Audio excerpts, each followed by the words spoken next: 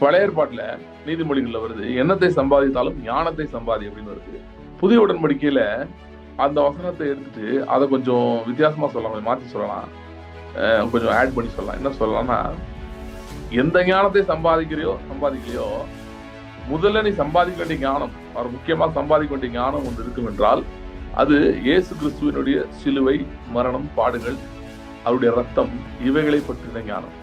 கிறிஸ்தவ வாழ்க்கை என்றால் என்ன அப்படின்னு சொல்லி பாத்தீங்கன்னா நிறைய அர்த்தம், நிறைய விளக்கம் இருக்கு, அது பெரிய விளக்கங்கள் நிறைய இருக்கு.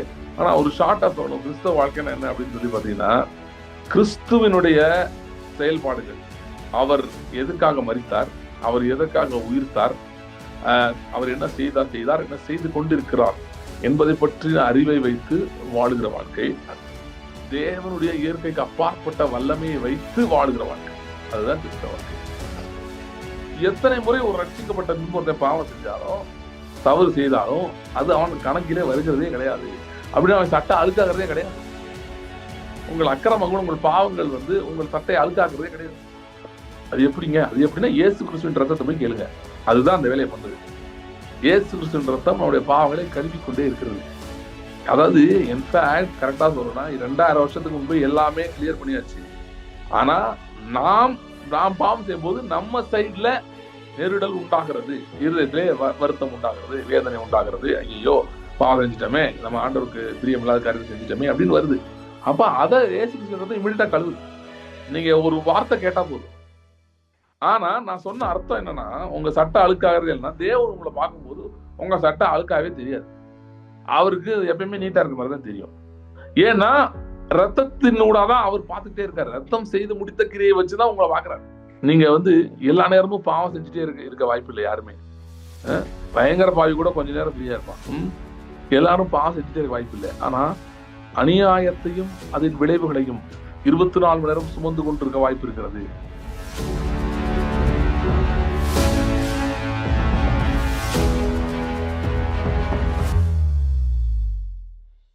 நோட் பண்ணிக்கோங்க, ஜூன் 13 13ஆம் தேதி திருச்சியிலே ஒன் டே மீட்டிங் நடத்துகிறோம். போன வட்டம் நடந்த அதே இடம் தான், பாஸ்டர் டைட்டஸ் உடைய எலிவேஷன் சர்ச் அங்க வச்சு நடக்குது.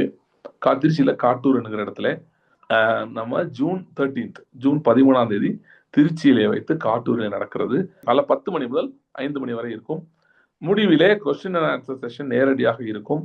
அதோட சேர்த்து ஒவ்வொரு வருகிறவர்களுக்கு தனியாக ஜெபிக்கிற டைம் இருக்கும். ஒருவேளை நான் வெளிநாட்டில் இருக்கிறேன், வெளியே இருக்கிறேன், என்னால வர முடியாது அப்படின்னு நீங்க சொல்வீர்கள்னா உங்களுக்கு ஜூம் இருக்கு. முடிஞ்ச அளவு தமிழ்நாட்டில் இருக்கிறீங்கன்னா பக்கத்துல இல்ல, பெங்களூர் அந்த மாதிரி பக்கத்துல எங்க இருக்கீங்கன்னா முடிஞ்ச அளவு வாங்க. ஆனா 40 பேர் தான் அங்க இருக்க முடியும். சரியா? அதுக்கு மேல அங்க இடம் இல்லை, சின்ன ஹால் தான் அது. 40 பீப்புளுக்கு மேல நம்ம அகாமடேட் பண்ண முடியாது இந்த முறை. அடுத்த முறை வேணா பெரிய சென்னையில் நடத்தும்போது கொஞ்சம் பெரிய ஹால் பார்க்கலாம். இப்போதைக்கு அது நாங்கள் பார்க்கல, ஷார்ட் நோட்டீஸ் வேறு பண்ணுறதுனால வேற தேடி இது பண்ண நமக்கு டைம் இல்லை. ஸோ 40 பீப்புள் தான் இருக்க முடியும். ஸோ அதனால பிசிக்கல் அட்டெண்டன்ஸ் ஜஸ்ட் 40. ஸோ அதனால நீங்க சீக்கிரம் நேரில் வரக்கூடியவர்கள், வர விரும்புகிறவர்கள் சீக்கிரம் பதிவு செய்து கொள்ளுங்கள். பதிவு செய்யறதுக்கு அந்த நம்பர் எடுத்துக்கோங்க, 9342173403 9342173403. ஏற்கனவே ஒரு 4-5 பேர் அனுப்பியிருக்கீங்க, அதுக்கு நான் ரிப்ளை பண்ணிடுறேன். ஸோ இந்த நம்பர்ல உங்களுடைய பேர், எத்தனை பேர் வரீங்க, இந்த 2 டீட்டெயிலும் வேணும். ஓகே, 9342173403 இந்த நம்பர்ல எத்தனை பேர் வர்றீங்க, உங்க கூட எத்தனை பேர் வரீங்க டீட்டெயில வேணும். சரியா? ரெஜிஸ்ட்ரேஷன் போனோட்ட ஒண்ணுமே வைக்கல, முற்றிலும் இலவசமாக வச்சோம். அதனுடைய விளைவு என்ன ஆயிடுச்சுன்னா, நிறைய பேர் என்ன சொன்னாங்க, அப்படி பண்ணாதீங்க அடுத்த முறைன்னு சொல்லிட்டாங்க. ஏன்னா வர்றேன்னு சொல்லி சில பேர் ரெஜிஸ்டர் பண்ணி 10 பேர்கிட்ட வரல. அதனுடைய பிரச்சனை என்னன்னு பாத்தீங்கன்னா, கடைசியில கொஞ்சம் பேருக்கு நோ சொல்ல வேண்டியதாயிருச்சு, இடம் நிரம்பிச்சுன்றதுனால. லாஸ்ட் 2 டேஸ்ல தோனி கடைசியில் தான் அடிப்பார், எப்பயுமே விட்டு வச்சு அடிப்பார். அது மாதிரிதான் லாஸ்ட்ல தான் நிறைய பேர் ரெஜிஸ்டர் பண்ணுவாங்க. அவங்கள பண்ண சில பேரை வர வேணாம்னு சொல்ற நிலைமை ஆயிடுச்சு, இடம் இல்லைங்கன்னு சொல்ற மாதிரி. கடைசியில பார்த்தா முந்தினோர் வரவே இல்லை, பிந்தினோருக்கு இடம் இல்லாம போயிடுச்சு. சரிங்களா? அதனால இந்த தடவை ஒரு ரெஜிஸ்ட்ரேஷன் ஃபீஸ் வச்சிருவோம். ஏன்னா அது வைக்கலன்னா நிறைய பேர் அதை சீரியஸா எடுக்க மாட்டேங்கிறாங்கன்னு என்கிட்ட சொன்னாங்க. ஸோ அதனால ஒரு registration fees 100 rupees. It's not 21 cover, எதையுமே கவர் பண்ணாது, ஃபுட்டெல்லாம் கவர் பண்ணாது. ஃபுட்டெல்லாம் we will take care. But 100 rupees ஒரு ரெஜிஸ்ட்ரேஷன் ஃபீஸ் கண்டிப்பா வைக்கிறோம். ஏன் வைக்கிறோம்னா, அப்பதான் பே பண்ணவங்க கொஞ்சம் சீரியஸா எடுத்துருப்பாங்க அப்படின்னு சொல்லிட்டு. நீங்க முதல் பேர் கொடுத்துட்டு, அதுக்குன்னா சில பேர் ஃபோன் பண்ணி இன்ஃபார்ம் பண்ணாங்க, எங்களுக்கு இது மாதிரி ஆயிடுச்சுங்க, சில சூழ்நிலை ஆயிடுச்சு, நான் வர முடியல, அதுக்கு மேல நான் லைவ்ல பாத்துக்கிறேன்னு சொன்னாங்க. அது பரவாயில்ல. ஒரு சில பேர் போன் கூட பண்ணல, சொல்ல கூட இல்லை, ஏன் வரலன்னு கூட எங்களுக்கு தெரியாது. ஆண்டவருக்கு தான் தெரியும் ஏன் வரலன்னு. அந்த மாதிரி ஆயிடுச்சு. அதனால வந்து உங்களுக்கு வேலிட் ரீசன் இருந்துக்கலாம், நான் உங்களை குறை சொல்ல விரும்பல. பட் இருந்தாலும் ஒரு ₹100 அட்லீஸ்ட் ஒரு ரெஜிஸ்ட்ரேஷன் ஃபீஸ் போட்டா அது பெட்டர் அப்படின்னு நாங்க நினைச்சோம். அதனால ₹100 ரெஜிஸ்ட்ரேஷன் ஃபீஸ் இருக்குது. ஸோ அது நீங்க எனக்கு அந்த 9342173403 இந்த நம்பர்ல நீங்க சொன்னீங்கன்னா உங்களுக்கு மற்ற டீடைல்ஸ் அனுப்பப்படும். மோஸ்ட்லி கூகுள் ஃபார்ம் ஒன்று ரெடி பண்ணிட்டு இருக்கோம், அதை அனுப்புவோம். அதில் நீங்கள் ஃபில் பண்ணி கொடுத்தாலே ஆட்டோமேட்டிக்காக உங்கள் நம்பர்ஸ் எல்லாம் வந்துடும். லைவா ஆன்லைனா என்ன ஏது அப்படின்னு எல்லாமே அதில் இருக்குது. ஜூமும் இருக்குது, ஜூம் லைவும் இருக்கும், ஃபிசிக்கல் மீட்டிங் இருக்கும். நான் சொன்ன மாதிரி ஜூம் லைவ் வந்து எல்லாருக்காகவும் வைக்கல, மெயினாக தேங்க்யூ பிரதர், மெயினாக வந்து யாருக்காக லைவ் வைக்கிறோம்னா வரவே முடியாதுன்ற சூழ்நிலையில் இருப்பவர்களுக்காக. சரியா, நீங்கள் மதுரையில் இருக்கீங்க வரல அப்படின்னா கஷ்டம். ஏன்னா மதுரையில இருந்து 1.5 மணி நேரம் தான் திருச்சி, வந்துட்டு போகலாம், பிரச்சனை இல்லை.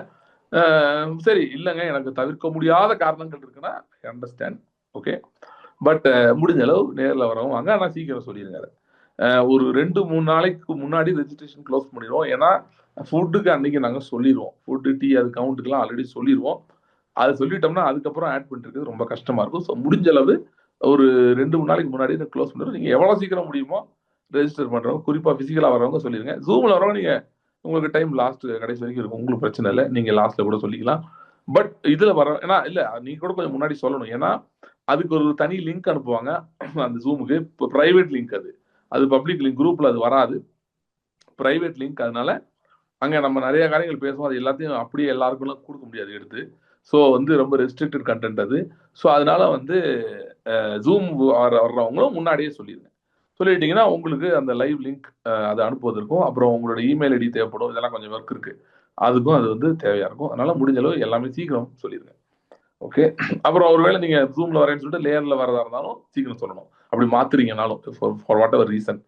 சரியா, நேர்ல வரேன்னு சொல்லிட்டு நீங்க ஜூம் மாத்துறதுனால அதையும் நீங்கள் எங்களுக்கு தெரிவிக்க வேண்டும்.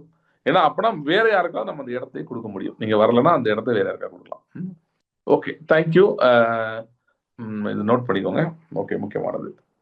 ஸ்தோத்திரம் ஆண்டவரே, தேங்க்யூ லார்ட். ஆண்டவரே, இந்த நாளிலும் உடைய வார்த்தை கொண்டு எங்களுடைய பேசும்படியே நாங்கள் ஜெபிக்கிறோம், உண்மை ஸ்தோத்தரிக்கிறோம், உண்மை துதிக்கிறோம். உங்களுடைய எல்லா ஆண்டவர் ஈவுகள், இரக்கங்கள், கிருபைகளை நினைவு கூறுகிறோம், உங்களுக்கு நன்றி செலுத்துகிறோம். ஆண்டவரே, இந்த நாளிலும் எங்களோடு நீர் பேசுவீராக. வல்லமையுள்ள உடைய வார்த்தையை கொண்டு எங்களோடு பேசும். எங்கள் மனக்கண்கள் பிரகாசம் அடைவதாக.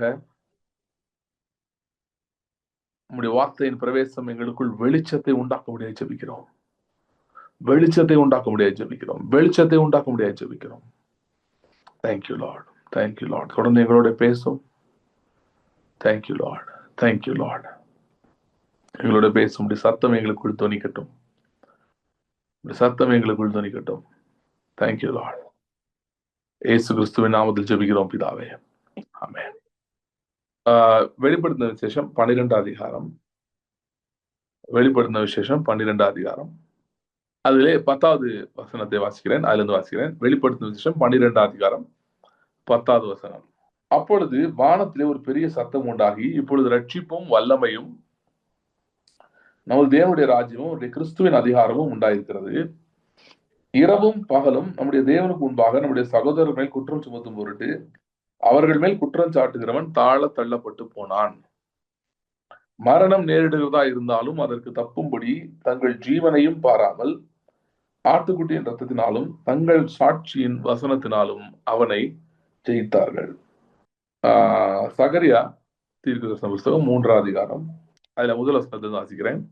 அவர் பிரதான ஆசாரியனாகி யோசுவாவை எனக்கு காண்பித்தார். அவன் கர்த்தருடைய தூதனுக்கு முன்பாக நின்றான். சாத்தான் அவனுக்கு விரோதம் செய்ய அவன் வலது பக்கத்திலே நின்றான். அப்பொழுது கர்த்தர் சாத்தானை நோக்கி, கர்த்தர் உன்னை கடிந்து கொள்வாராக. சாத்தானே, எருசலேமை தெரிந்து கொண்ட கர்த்தர் உன்னை கடிந்து கொள்வாராக. இவன் அக்கினி என்று தப்புவிக்கப்பட்ட கொள்ளி அல்லவா என்றார். யோசுவாவோவெனில் அழுக்கு வஸ்திரம் தரித்தவனாய் தூதனுக்கு முன்பாக நின்றிருந்தார். அவர் தமக்கு முன்பாக நிற்கிறவர்களை நோக்கி, இவன் மேல் இருக்கிற அழுக்கு வஸ்திரங்களை கலைந்து போடுங்கள் என்றார். பின்பு அவனை நோக்கி, பார், உன் அக்கிரமத்தை உன்னிலிருந்து நீங்க செய்து உனக்கு சிறந்த வஸ்திரங்களை தரிப்பித்தேன் என்றார். அவன் சிரசின் மேல் சுத்தமான பாகையை வைப்பார்களாக என்றார். அப்பொழுது சுத்தமான பாகையை அவன் சிரசின் மேல் வைத்து அவனுக்கு வஸ்திரங்களை தரிப்பித்தார்கள். கர்த்தருடைய தூதன் அங்கே நின்றார். கர்த்தருடைய தூதன் யோசுவாவுக்கு சாட்சியாக, சேனைகளின் கர்த்தர் உரைக்கிறது என்னவென்றால், நீ என் வழிகளை காத்து என் காவலை காத்தால் நீ என் ஆலயத்தில் நியாயம் விசாரிப்பாய், என் பிரகாரங்களையும் காவல் காப்பாய். இது ஒரு இங்கே இருக்கிறவர்களுக்குள்ளே உலாவுறதுக்கு இடம் உனக்கு கட்டளையிடுவேன். இந்த கிறிஸ்துவனுடைய ரத்தத்தை குறித்து, ஆண்டவராகிய இயேசு கிறிஸ்துவின் ரத்தத்தை குறித்து, அதனுடைய பல குணாதிசயங்கள், அதனுடைய செயல்பாடுகள், அதை பற்றி நம்ம பார்த்துட்டு வரோம் தொடர்ந்து. நான் முன்னாடி ஒரு 2-3 மீட்டிங் முன்னாடி சொல்லியிருந்தேன், பழைய ஏற்பாட்டுல நீதிமொழிகள்ல வருது, எண்ணத்தை சம்பாதித்தாலும் ஞானத்தை சம்பாதி அப்படின்னு வருது. புதிய உடன்படிக்கையில அந்த வசனத்தை எடுத்துட்டு அதை கொஞ்சம் வித்தியாசமா சொல்லலாம், கொஞ்சம் மாத்தி சொல்லலாம், கொஞ்சம் ஆட் பண்ணி சொல்லலாம். என்ன சொல்லலாம்னா, எந்த ஞானத்தை சம்பாதிக்கலையோ முதல்ல நீ சம்பாதிக்க வேண்டிய ஞானம், அவர் முக்கியமா சம்பாதிக்க வேண்டிய ஞானம் ஒன்று இருக்கும் என்றால் அது இயேசு கிறிஸ்துவினுடைய சிலுவை, மரணம், பாடுகள், அவருடைய ரத்தம், இவைகளை பற்றின ஞானம். இந்த ஞானத்தை கற்றுக்கொள்ள வேண்டும். ஏன் அப்படின்னா, இந்த ஞானமும் இந்த அறிவும் நம்முடைய கிறிஸ்தவ வாழ்க்கையை இயக்குகிறதா இருக்கிறது. It functions R it makes the Christian life run. கிறிஸ்தவ வாழ்க்கை செயல்படுவதற்கு இவைகள் மிகவும் அவசியமா இருக்கு. அதாவது நீ கிறிஸ்தவ வாழ்க்கைன்னா என்ன அப்படின்னு யாரெல்லாமோ எதெல்லாமோ நினைச்சிட்டு இருக்காங்க. அதனால நிறைய பேருக்கு வந்து கிறிஸ்தவ வாழ்க்கை இது இல்லாம வாழ முடியும். நிறைய பேருக்கு வந்து கிறிஸ்தவ வாழ்க்கை வந்து இயேசு கிறிஸ்துவோட ரத்தம், அவருடைய சரீரம், அவருடைய பாடுகள் இது இல்லாம அன்றாடம் இது தேவைப்படாமலே வாழ முடியும் சில பேருக்கு. ஏன் அப்படின்னா, அவங்க கிறிஸ்தவ வாழ்க்கைன்னு எதையோ நினைத்துக் கொண்டிருக்கிறார்கள். கிறிஸ்தவ வாழ்க்கை என்றால் என்ன அப்படின்னு சொல்லி பாத்தீங்கன்னா, நிறைய அர்த்தம், நிறைய விளக்கம் இருக்கு. அது பெரிய விளக்கங்கள் நிறைய இருக்கு. ஆனா ஒரு ஷார்ட்டா சொல்லணும், கிறிஸ்தவ வாழ்க்கைன்னா என்ன அப்படின்னு சொல்லி பாத்தீங்கன்னா, கிறிஸ்துவினுடைய செயல்பாடுகள், அவர் எதுக்காக மரித்தார், அவர் எதற்காக உயிர்த்தார், அவர் என்ன செய்தார், என்ன செய்து கொண்டிருக்கிறார் என்பதை பற்றின அறிவை வைத்து வாழுகிற வாழ்க்கை. அதாவது தேவனுடைய இயற்கைக்கு அப்பாற்பட்ட வல்லமையை வைத்து வாழுகிற வாழ்க்கை. அதுதான் கிறிஸ்தவ வாழ்க்கை. உங்களுடைய பொருளாதாரத்திலே, உங்க குடும்பத்திலே, உங்க ஊழியத்திலே, உங்களுடைய வாழ்க்கையின் எல்லா பகுதிகளிலுமே கிறிஸ்துவனுடைய பலன், கிறிஸ்துவனுடைய அவரால் என்ன செய்ய முடியும், அவருடைய ராஜ்யம் எப்படிப்பட்டது, அந்த ராஜ்யத்தினுடைய உதவியோட வாழ்கிற வாழ்க்கை. In a way, Christian life is like getting some extra help in the time of need. தேவைப்படுகிற நேரங்களிலே உங்களுடைய பலன் அல்லாத அதிகப்படியான வெளியிருந்து வருகிற உதவி உங்ககிட்ட இல்லை, ஆனா அப்படிப்பட்ட காரியங்களை பெற்றுக்கொள்வது, இதுதான் கிறிஸ்தவ வாழ்க்கை. ஓகே, ஒரு விதத்துல சொன்னா நிறைய அர்த்தங்கள் இருக்கு, இது ஒண்ணுதான் அர்த்தம் நான் சொல்லல. ஆனா இப்படி ஒரு முக்கியமான ஆஸ்பெக்ட் இருக்கு. இப்படி எதிர்பாராதவர்கள், தங்கள் கையிலே இருக்கிறத வச்சு வாழ நினைக்கிறவர்கள், தங்கள்கிட்ட இருக்கிறது தங்கள் பலன், தங்கள் திறமை, தங்கள் ஞானம், தங்கள் அறிவு, தங்கள் ஏற்கனவே சம்பாதித்த காரியங்கள், இல்லை முன்னாடி பெற்ற ஆசீர்வாதங்கள், அதையெல்லாம் வச்சே வாழணும்னு யாராவது நினைக்கிறாங்க அப்படின்னா அவர்களுக்கு அது கிறிஸ்தவ வாழ்க்கையே கிடையாது. அது கிறிஸ்தவ வாழ்க்கையே கிடையாது. கிறிஸ்தவ வாழ்க்கை என்பது தேவனுடைய பலத்தை வைத்து வாழ்வது. ஒவ்வொரு நாளும் நீங்க சொல்ற மாதிரி இருக்கணும். கிறிஸ்தவ வாழ்க்கை என்னன்னா, இன்னைக்கு நான் இந்த அற்புதங்களை பெற்றுக்கொண்டேன் நீங்க சொல்ற மாதிரி இருக்கணும். அட்லீஸ்ட் அது இல்லைன்னா, இந்த அற்புதங்களை பற்றி கர்த்தர் என்னோடு பேசுகிறார், அந்த பேசின வார்த்தை எனக்குள் ஜீவனா இருக்கிறது. எனக்குள்ள அந்த வார்த்தை ஜீவனா இருக்குன்னா என்ன அர்த்தம்னா, இன்றைக்கு எனக்கு பிரச்சனை இருந்தாலும் எனக்கு ஏதோ ஒரு ஸ்ட்ரென்த் இருக்குங்க, ஏதோ ஒரு பலன் இருக்கு, என்னமோ நடக்கும், எனக்கு ஒரு அபரீதமான நம்பிக்கை இருக்கு அப்படின்னு சொல்ல. அட்லீஸ்ட் அதாவது இருக்கணும். அது நம்பிக்கையெல்லாம் நீங்களே உங்களை தேர்த்திக்கிறது இல்லை, அதுவா உங்களுக்குள்ள வந்துட்டு இருக்க ஒரு நீரூற்றை போல பொங்கி கொண்டிருக்கிற ஒரு நம்பிக்கை. இப்படிப்பட்ட ஒரு நம்பிக்கை இருக்கணும். அட்லீஸ்ட் அது இருக்கணும். இல்லைன்னா அந்த நம்பிக்கையை ப்ரொடியூஸ் பண்ணக்கூடிய ரிசல்ட்ஸ் இருக்கணும். இதுதான் கிறிஸ்தவ வாழ்க்கை. இதெல்லாம் இடையில சொல்லணும், ஏன்னா மறந்துடும் எல்லாருக்கும். அதாவது நிறைய விதமான பிசாசின் வஞ்சகம் இருக்கு பாருங்க. இருக்கிறதுலே ஒஸ்ட் வஞ்சகம் என்னன்னு பாத்தீங்கன்னா, மதத்தின் ஆவி, ரிலிஜியஸ் ஸ்பிரிட். ரிலிஜியஸ் ஸ்பிரிட்னா என்னன்னா, ட்ரெடிஷன்ஸை ஃபாலோ பண்ணுவாங்க. ஓகே, பழக்க வழக்கங்களை ஃபாலோ பண்ணுவாங்க. ஓகே, அதுக்கப்புறம் என்னன்னா, தேவ பக்தியின் வார்த்தை ஜாலங்கள் அங்க இருக்கும், வார்த்தைகள் இருக்கும். தேவ பக்தியா பேசுற மாதிரியே பேசுவாங்க, தேவ வல்லமையே இருக்காது. அதுதான் ரிலிஜன். பவர் ஆஃப் காட் இருக்காது. இது இப்படியே பேசிட்டே இருப்பாங்க. அண்ட் ஒரு சுய சாட்டிஸ்பாக்சன்ல வாழ்ந்துட்டு இருப்பாங்க ரிசல்ட்ஸை பொறுத்தவரை. அதுக்கப்புறம் ஒர்க் மேல ஒர்க் ஏதாவது செஞ்சுக்கிட்டே இருப்பாங்க. அவ்வளவு சும்மாவே இருக்க முடியாது, எதையாவது பண்ணிட்டே இருப்பாங்க. உபவாசம் போடுவாங்க. 40 நாள், 45 நாள், 50 நாள், 120 நாள் போயிட்டே இருக்கும். நிக்காது, போயிட்டே இருக்கும். உபவாசம் போயிட்டே இருக்கும். இல்ல நைட்டு முழு நேரம் ஜோம் பண்ணிட்டு இருப்பாங்க. காலை இதெல்லாம் பண்றதெல்லாம் நான் தப்புலாம் சொல்ல வரல. அதை அவங்களுக்கு ஆண்டவர் நடத்தபடி பண்ணலாம். இது மாதிரி காரியங்களை செய்யணும் செய்யணும் செய்யணும்ன்றதுல மட்டும்தான் கோல் இருக்கு. ஓகே, நாலேஜுக்கு அங்க இடம் இல்லை, ஞானத்தை கற்றுக்கொள்வதிலே அறிவதிலே அவங்களுக்கு இடம் இல்லை. அதே மாதிரி ரிசல்ட்ஸ் வருதா வரலையா அதை பத்தி கவலையே இல்லை, அது நமக்கு தேவையே இல்லை அப்படின்ற மாதிரி வந்துடுறது. பயங்கர மோசமா இருக்கும் வாழ்க்கை. ஆனா அல்லேலூயா ஸ்தோத்திரம்னு சொல்லிட்டே இருப்பாங்க வெளியே. அப்படிதான் சொல்லணும்னு அவங்களுக்கு ஒரு பழக்கம், ஏன்னா அது ட்ரெடிஷன், அப்படி சொல்லி கொடுத்துருக்காங்க. அப்படியே சொல்லிட்டே இருக்கணும், அப்படியே அப்படியே ஓடிட்டு இருக்கணும் லைஃப். ஓகே, இப்படிலாம் இருக்கு அப்படின்னா இது ரிலீஜன்ல இருக்கலாம் வாய்ப்பு இருக்கு. ஸோ அங்க ஒரு நாலேஜ் குரோத்தே இருக்காது. தேவன் நான் இன்னும் அறியணும், அவரு எனக்கு என்ன செய்திருக்கிறார் என்ன கற்றுக்கொள்ள வேண்டும், அதுல எல்லாம் பெரிய நாட்டம் இருக்காது. ஸோ அப்படிதான் நிறைய பேர் இருக்காங்க கிறிஸ்தவ வாழ்க்கையில. அது கிறிஸ்தவ வாழ்க்கையே இல்லை. சரியா? ஸோ அதனால மெய்யான கிறிஸ்தவ வாழ்க்கையை நீங்கள் அதிகம் அனுபவிக்க வேண்டும்னா தேவ வல்லமை பெற்றுக்கொள்ள உங்க வாழ்க்கையில ஒர்க் ஆகணும். அதுதான் கிறிஸ்தவ வாழ்க்கை. பவர் இல்லாம கிறிஸ்டியன் லைஃபே கிடையாது. Okay, number 1.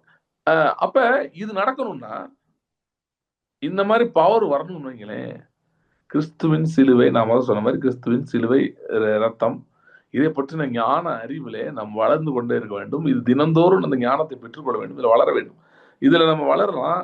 இந்த ஞானத்துல பெருகவில்லை என்று சொன்னால், எனக்கு முன்னாடி என்ன தெரிஞ்சு அதான் இன்னைக்கும் தெரியுது அப்படிதான் இருக்கேன், நான் வளரல, இதுல இன்னும் இதனுடைய ஆஸ்பெக்ட்ஸ் புரிந்து கொள்ளல அப்படின்னா கிறிஸ்தவ வாழ்க்கையை நான் சரியா இன்னும் வாழ ஆரம்பிக்கல, அனுபவிக்க ஆரம்பிக்கலன்னு அர்த்தம். சோ சிம்பிளா சொல்ல போனா மதத்துல எல்லாமே இருக்கும், ஆனா சிலுவையே இருக்காது. சிலுவைனா ஒரு சிலுவை சும்மா நட்டுச்சுட்டு உட்காந்துருக்கு பத்தி நான் சொல்ல வரல. சிலுவையில இயேசு என்ன செய்தார் என்கிறத பற்றி நான் அந்த அறிவு, அந்த ஆராய்ச்சி, அதை இன்னும் நான் அறிந்து கொள்ள வேண்டும், அதை இன்னும் நான் எடுத்துக்கொள்ள வேண்டும் என் வாழ்க்கையில.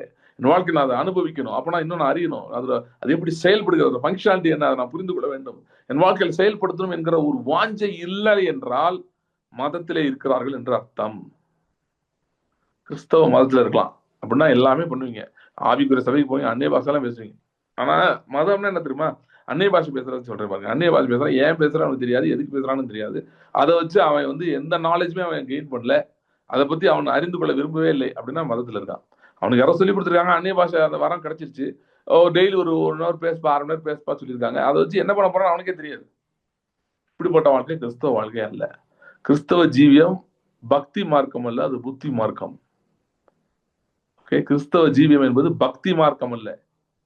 நிறைய பக்தி மார்க்கங்கள் இருக்கு. இங்க இருந்து அந்த ஊருக்கு போவாங்க, அங்க இருந்து இந்த ஊருக்கு போவாங்க. அன்னைக்கு பார்த்து இந்த மெக்காவா அங்க என்ன பண்ணுவாங்கன்னா கல் எடுத்து ஒரு தூண்ல அடிக்கிறாங்க, அடிச்சு அங்க இருக்க சாத்தான்லாம் விரட்டுறாங்க. அது அவங்களுடைய நம்பிக்கை. ஸோ இப்படிப்பட்ட ஒவ்வொருத்தருக்கும் ஒரு நம்பிக்கை இருக்கு பாருங்க. அதே மாதிரி கிறிஸ்தவ நம்பி அது மாதிரிதான் ஒரு சில பேர் அந்நிய பாஷை பேசிட்டு இருக்காங்க. எதுக்கு பேசுறாங்கன்னு தெரியாது, அதை வச்சு என்னன்னு தெரியாது, ஆனா பேசணும். அவங்க எப்படி கல் அடிக்கிறாங்க, நாங்க அந்நிய பாஷை பேசுவோம், அவ்வளவுதான். சரி, அதை வச்சு ஆண்டவரோட என்ன பேசினாரு, நீ என்ன வளர்ந்துருக்க ஆவிக்கிற வாழ்க்கையில, எத்தனை அற்புதம், புது அற்புதம் அவங்க நடந்திருக்கா, தேவனுடைய வார்த்தையை புது விதத்துல பெற்றிருக்கிறாயா அப்படின்னு கேட்டா அதெல்லாம் தெரியாது. சோ அதனால ஞான அறிவிலே ஆனா என்ன பக்தி இதெல்லாம் அப்படி செஞ்சுட்டு இருப்பாங்க. அதான் சொல்ல வரேன். கிறிஸ்தவம் என்பது புத்தி மார்க்கம், ஞானம், அறிவு, இவைகள் சம்பந்தப்பட்டது. தேவ ஞானம், தேவ அறிவு, இவைகளை பெறுகிறோம், இவைகளை வளருகிறோம், தேவ வல்லமையை பெற்றுக்கொள்கிறோம். இதுதான் கிறிஸ்தவ வாழ்க்கை. சோ இந்த ஃபங்க்ஷனாலிட்டி ஆஃப் த பிளட், ரத்தத்தின் செயல்பாடுகள், அதை தான் நான் கொஞ்ச நாளா பேசிட்டு இருக்கேன். இந்த ஞான அறிவு முக்கியம் அப்படின்னு நான் சொல்லிட்டு இருந்தேன் இவ்வளவு நேரம், இந்த ரத்தத்தை பற்றின ஞான அறிவு.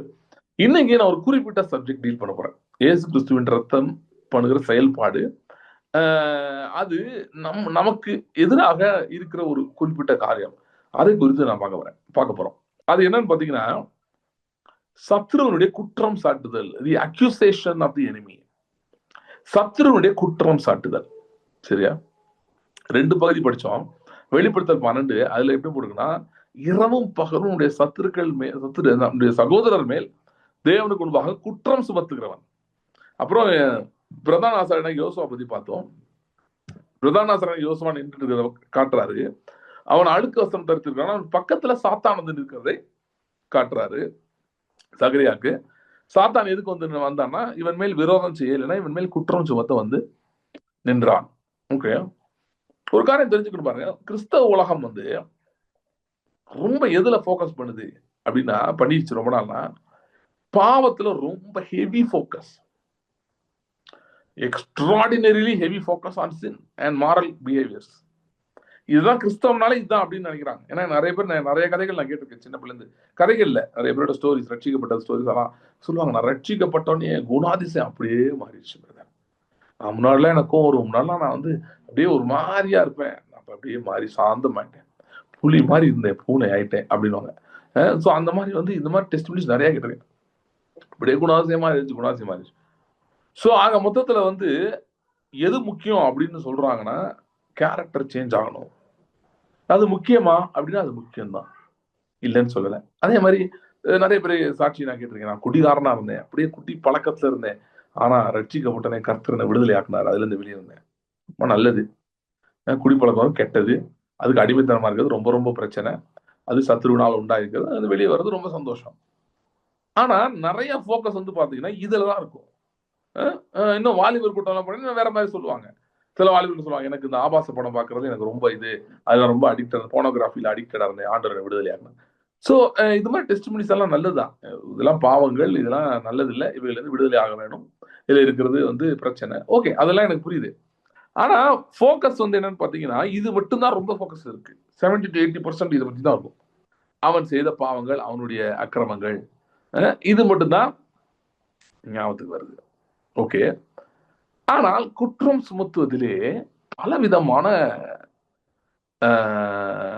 ஓகே, வெறும் பாவம் இல்லைன்னா மாரல் ஃபெயிலியர், அவனுடைய நெறி சார்ந்த நெறிமுறை, என்ன சொல்றது, அது என்ன சொல்றது, அறம் சொல்லாம அறம் இல்ல நெறிமுறைகள், அறநெறிகள், இதுல இருந்து ஒழுக்கங்கள், இதுல இருந்து அவனுடைய தவறுதல்கள், இததான் சத்ரு குற்றம் சுமத்துறான் அப்படின்னு பேசுறாங்க. பாவத்தெல்லாம் பிசாசு ஒன்னா எழுதி வச்சிருக்கான், நோட் பண்ணி வச்சிருக்கான். அது சில பேர் என்ன சொல்றாங்க, ஆண்டவரே எழுதி வச்சிருக்காருன்னு சொல்றாங்க. அதனால அந்த இயேசுவின் ரத்தம் ஆண்டவர் எழுதி வச்சிருக்க பாவத்தை கழுவிடும் அப்படின்றது அது பேசுறாங்க. இல்ல சில பேர் பிசாசு அதை அந்த பாவத்தை சொல்லி சொல்லி குற்றம் சுமத்திட்டே இருக்கான், நீ தப்பு செஞ்ச அப்படி குற்றம் சுமத்திட்டே இருக்கான் அப்படின்னு சொல்லி சொல்றாங்க. சோ இப்ப வந்து இப்ப அந்த ஆசாரியனை பத்தி படிச்சோம். அழுக்கு வஸ்திரம் தரித்திருந்தான் அப்படின்னு சொல்லி வருது. அழுக்கு வஸ்திரம் dirty garments. So dirty garment என்னது, பாவம், பெரிய பாவி போல இருக்கு அந்த பிரதான ஆசாரியன் யோசுவா, பயங்கரமான பாவி போல இருக்கு பிரதர், அதுதான் அழுக்கு வஸ்திரம் போட்டிருக்கேன் அப்படின்னு அந்த அர்த்தம் மட்டும் தான் நமக்கு புரியுது. ஆனா இந்த வெண் வஸ்திரங்கள் அப்படின்றது கொடுக்கப்படுது, யாருக்கெல்லாம் கொடுக்கப்படுதுன்றதுல ஒரு வித்தியாசமான கேட்டகரி நினைக்கிறேன் பார்ப்போம். இப்படின்னு இருக்கு வெளிப்படுத்தும் வித்தியாசம். இந்த வெண் வஸ்திரம்னா பரிசுத்தமாக்கப்படுதல் அந்த அர்த்தம் தான் நம்ம எடுத்துக்கிறோம். அழுக்கு வஸ்திரம் போட்டிருந்தான் பிரதான ஆசாரியன். சோ அழுக்கு வஸ்திரத்தை எடுத்து போட்டு ஒயிட் ட்ரெஸ்ஸை போட்டு விட்டாரு அப்படின்னா ரொம்ப பாவியா இருந்தா அவன் பாவத்தை மாத்தினாரு. வெளிப்படுத்த விஷயம் 6ஆம் அதிகாரம், அதுல 9ஆம் வசனத்துல இருந்து வாசிக்கிறேன், நல்லா கவனிங்க. வெளிப்படுத்த விஷயம் 6:9 இருந்து, அவர் 5ஆம் முத்திரை உடைத்த போது தேவ வசனத்தை நிமித்தமும் தாங்கள் கொடுத்த சாட்சி நிமித்தமும் கொல்லப்பட்டவர்களுடைய ஆத்மாக்களை பலிபீடத்தின் கீழே கண்டேன். அவர்கள் பரிசுத்தமும் சத்தியமும் உள்ள ஆண்டவரே, தேவரீர் பூமியின் மேல் குடியிருக்கிறவர்களிடத்தில் எங்கள் ரத்தத்தை குறித்து எதுவரைக்கும் நியாய தீர்ப்பு செய்யாமலும் பழி வாங்காமலும் இருப்பீர் என்று மகா சத்தமிட்டு சொன்னார்கள். அப்பொழுது அவர்கள் ஒவ்வொருவருக்கும் வெள்ளை அங்கிகள் கொடுக்கப்பட்டது. அன்றியும் அவர்கள் தங்களைப் போல கொலை செய்யப்பட போவர்களாக தங்கள் உடன்பணிவிடைக்காரரும் தங்கள் சகோதரருமானவர்களின் தொகை நிறைவாகும் அளவும் இன்னும் கொஞ்ச காலம் இளைப்பாற வேண்டும் என்று அவர்களுக்கு சொல்லப்பட்டது. இங்க பாத்தீங்கன்னா ஒரு குரூப்புக்கு ஒயிட் ட்ரெஸ் கொடுத்திருக்காங்க, வெள்ளை அங்கிகள், ஒயிட் ரோப், வெள்ளை அங்கிகள் கொடுக்கப்பட்டிருக்கிறது. யார் இந்த வெள்ளை அங்கில் தரித்திருக்கிறவர்கள் அப்படின்னு பாத்தீங்கன்னா, இன்னொரு வசனம் வாசித்துறேன், இதோட சிமிலரா இன்னொன்று இருக்கு, அது வெளிப்படுத்தல அதே வாசித்தலாம். வெளிப்படுத்தல் 7:9 இருந்து வாசிக்கிறேன். வெளிப்படுத்தல் 7:9 இருந்து வாசிக்கிறேன். இவைகளை பின்பு நான் பார்த்த போது இதோ சகல ஜாதிகளிலும் கோத்திரங்களிலும் ஜனங்களிலும் பாஷைக்காரர்களிலும் இருந்து வந்ததும் ஒருவனும் எண்ணக்கூடாதமான திரளான கூட்டமாகிய ஜனங்கள் வெள்ளை அங்கிகளை தரித்து தங்கள் கைகளில் குருத்தோலைகளை பிடித்து சிங்காசனத்துக்கு முன்பாகவும் ஆட்டுக்குட்டியானவருக்கு முன்பாகவும் நிற்க கண்டேன். அவர்கள் மகா சத்தமிட்டு ரட்சிப்பின் மகிமை சிங்காசனத்து மேல் வீற்றிருக்கிற எங்கள் தேவனுக்கும் ஆட்டுக்குட்டியானவருக்கும் உண்டாவதாக என்று ஆர்ப்பரித்தார்கள். சரி, அதெல்லாம் அப்புறம் படிச்சுக்கலாம், டைம் இல்ல, வேகமா போயிட. 13ஆம் வசனம், அப்பொழுது மூப்பர்கள் ஒருவன் என்னை நோக்கி வெள்ளை அங்கி தரித்திருக்கிற இவர்கள் யார், எங்கே இருந்து வந்தார்கள் என்று கேட்டான். அதற்கு நான், ஆண்டவனே, அது உமக்கே தெரியும் என்றேன். அப்பொழுது அவன், இவர்கள் மிகுந்த உபத்திரவத்திலிருந்து வந்தவர்கள், இவர்கள் தங்கள் அங்கிகளை ஆட்டுக்குட்டியானோட ரத்தத்திலே தோய்த்து வெளுத்தவர்கள். இப்ப இங்க ஒரு வெள்ளை அங்கி குரூப் வருது. ஓகே. இது இந்த நம்ம ஊர்ல சில பேர் இருக்காங்க, ஒயிட் அண்ட் ஒயிட் போட்டாதான் பரலோகத்துக்கு போவோம், இல்ல ஆண்டவர் பிடிக்கணும். அந்த ஒயிட் ஒயிட் இல்ல. இந்த ஒயிட் அண்ட் ஒயிட் அர்த்தமே வேற. ஒயிட் அண்ட் ஒயிட் உள்ள போடுறத பத்தி பேசியிருக்கு. உள்ளனா பனியன் போடணும் போட நினைச்சுக்காதீங்க. அது இல்ல. உள்ளனா ஆத்துமாவிலே வெள்ளை அங்கிகள் தரித்திருக்கிறவர்கள். வெளியே வெள்ளை அங்கி போட்டிருக்கிறது இல்ல. சரியா? வெள்ளை அங்கி போட்டா உங்களுக்கு பிடிச்சா போடுங்க, இல்ல போடாதீங்க. அது உங்க விருப்பம். நான் குறுக்க வரல. ஆனா வெள்ளை அங்கி போட்டா ஏதோ கொஞ்சம் பரிசுத்தம் கூடிச்சுன்னு நினைக்கிறதோ, இல்ல வெள்ளை சட்டை போடுறதா ஆண்டவர் சொல்லி வச்சிருக்காரு நினைக்கிறதோ, இதோட காமெடி எதுவும் இருக்க முடியாது. ஓகே. ஒருத்தர் சொன்னாரு, எனக்கு ஆண்டவர் வெள்ளை சட்டை போட சொல்லியிருக்காரு, அதனால போடுறேன்னு சொன்னாரு. அதுக்கு ஏதோ ரீசன் இருக்குது, அதை நான் உங்கள்கிட்ட சொல்ல மாட்டேன்ட்டாரு. ரொம்ப சந்தோஷம். அப்படி அவருக்கு சொல்லியிருந்தா அவர் போட்டுக்கிட்டோம். நான் அவர் அப்படிப்பட்டவங்கள நான் குறை சொல்ல மாட்டேன். அது அவங்களுக்கு ஆண்டவர் ஏதோ சொல்லியிருக்காருன்றாங்க. தெரியல, அவங்க விருப்பம். அது எனக்கு தெரியாது. அவங்க விருப்பம் ஆண்டவர் அவங்கள்ட்ட சொல்ல. ஏன்ட்ட எதுவும் சொல்லல. கடைசியா வெள்ளை சட்டை போட்டுக்கோலாம் சொல்லல. இன்னொன்னு பாத்தீங்கன்னா, ஒரு பரம ரகசியத்தை உங்களுக்கு சொல்லுகிறேன். வெள்ளை ரொம்ப போட்டீங்கன்னா குண்டா இருக்க மாதிரி தெரியும். ம். அதனால கருப்பு போட்டுக்கிறது நல்லது. போட்டா ஒல்லியா இருக்க மாதிரி இருப்பீங்க. எஸ்பெஷலி உங்களை ரொம்ப குண்டாக்கி எல்லாம் நினைக்கிறாங்க, இல்ல உங்களுக்கு ஒரு மாதிரி இருக்குன்னா அந்த மாதிரி பண்ணிக்கலாம். ஒன்னும் ப்ராப்பரா ஜிம்முக்கு போய் வெயிட்டை தூக்கி எதையாவது பண்ணி உங்க உடம்பு குறைக்கலாம். அதெல்லாம் இல்ல, வாக்கிங்லாம் போய் டயட்ல இருந்து அப்படிலாம் பண்ண பிடிக்கலன்னா இப்படி பண்ணிக்கலாம். கருப்பு ட்ரெஸ் போட்டீங்கன்னா ஒல்லி ஆயிட்டீங்க கேட்பாங்க எல்லாம் உங்களை பார்த்து. பெரிய ரகசியம். சரி, ஓகே. சோ அதனால வெள்ளை போடுறது ஓகே. இப்ப இந்த வெள்ளை அங்கிகள், வெள்ளை அங்கி கொடுத்துருக்காங்க, ஒயிட் ட்ரெஸ் போட்டிருக்காங்க, யாரு இவங்க அப்படின்னா, இவங்களை பத்தி என்ன வருதுன்னா, நம்ம இன்னொன்னு படிச்சோம், அதுக்கு நான் வர்றேன். இவங்களை பத்தி என்ன வருதுன்னா, இவர்கள் மிகுந்த உபத்திரத்துல இருந்து வந்தவர்கள். அதனால இவங்களுக்கு வெள்ளை ட்ரெஸ் கொடுத்துருக்காராம். அந்த வெள்ளை ட்ரெஸ் என்ன இருக்கு, ஆட்டுக்குட்டியின் ரத்தத்தினால தோய்த்து வெளுத்து அப்படி வெள்ளையா மாறி இருக்கு. ஆட்டோமேட்டிக்கா வெள்ளையா இல்ல, ஆனா ஆட்டுக்குட்டியின் ரத்தத்துல தோய்த்து அவர்கள் வெளுத்தார்கள். அதனால இது என்ன மாறிடுச்சு, ஒயிட்டா மாறி அந்த வெள்ளை அங்கி போட்டு வராங்க. அங்க நம்ம பார்த்தோம் வெளிப்படுத்தல் போன அதிகாரத்துல 6 அதிகாரத்துல இவர்கள் இயேசு கிறிஸ்துவின் நிமித்தம் கொல்லப்பட்டவர்கள், ரத்த சாட்சியாய் மரித்தவர்கள் இவர்கள்.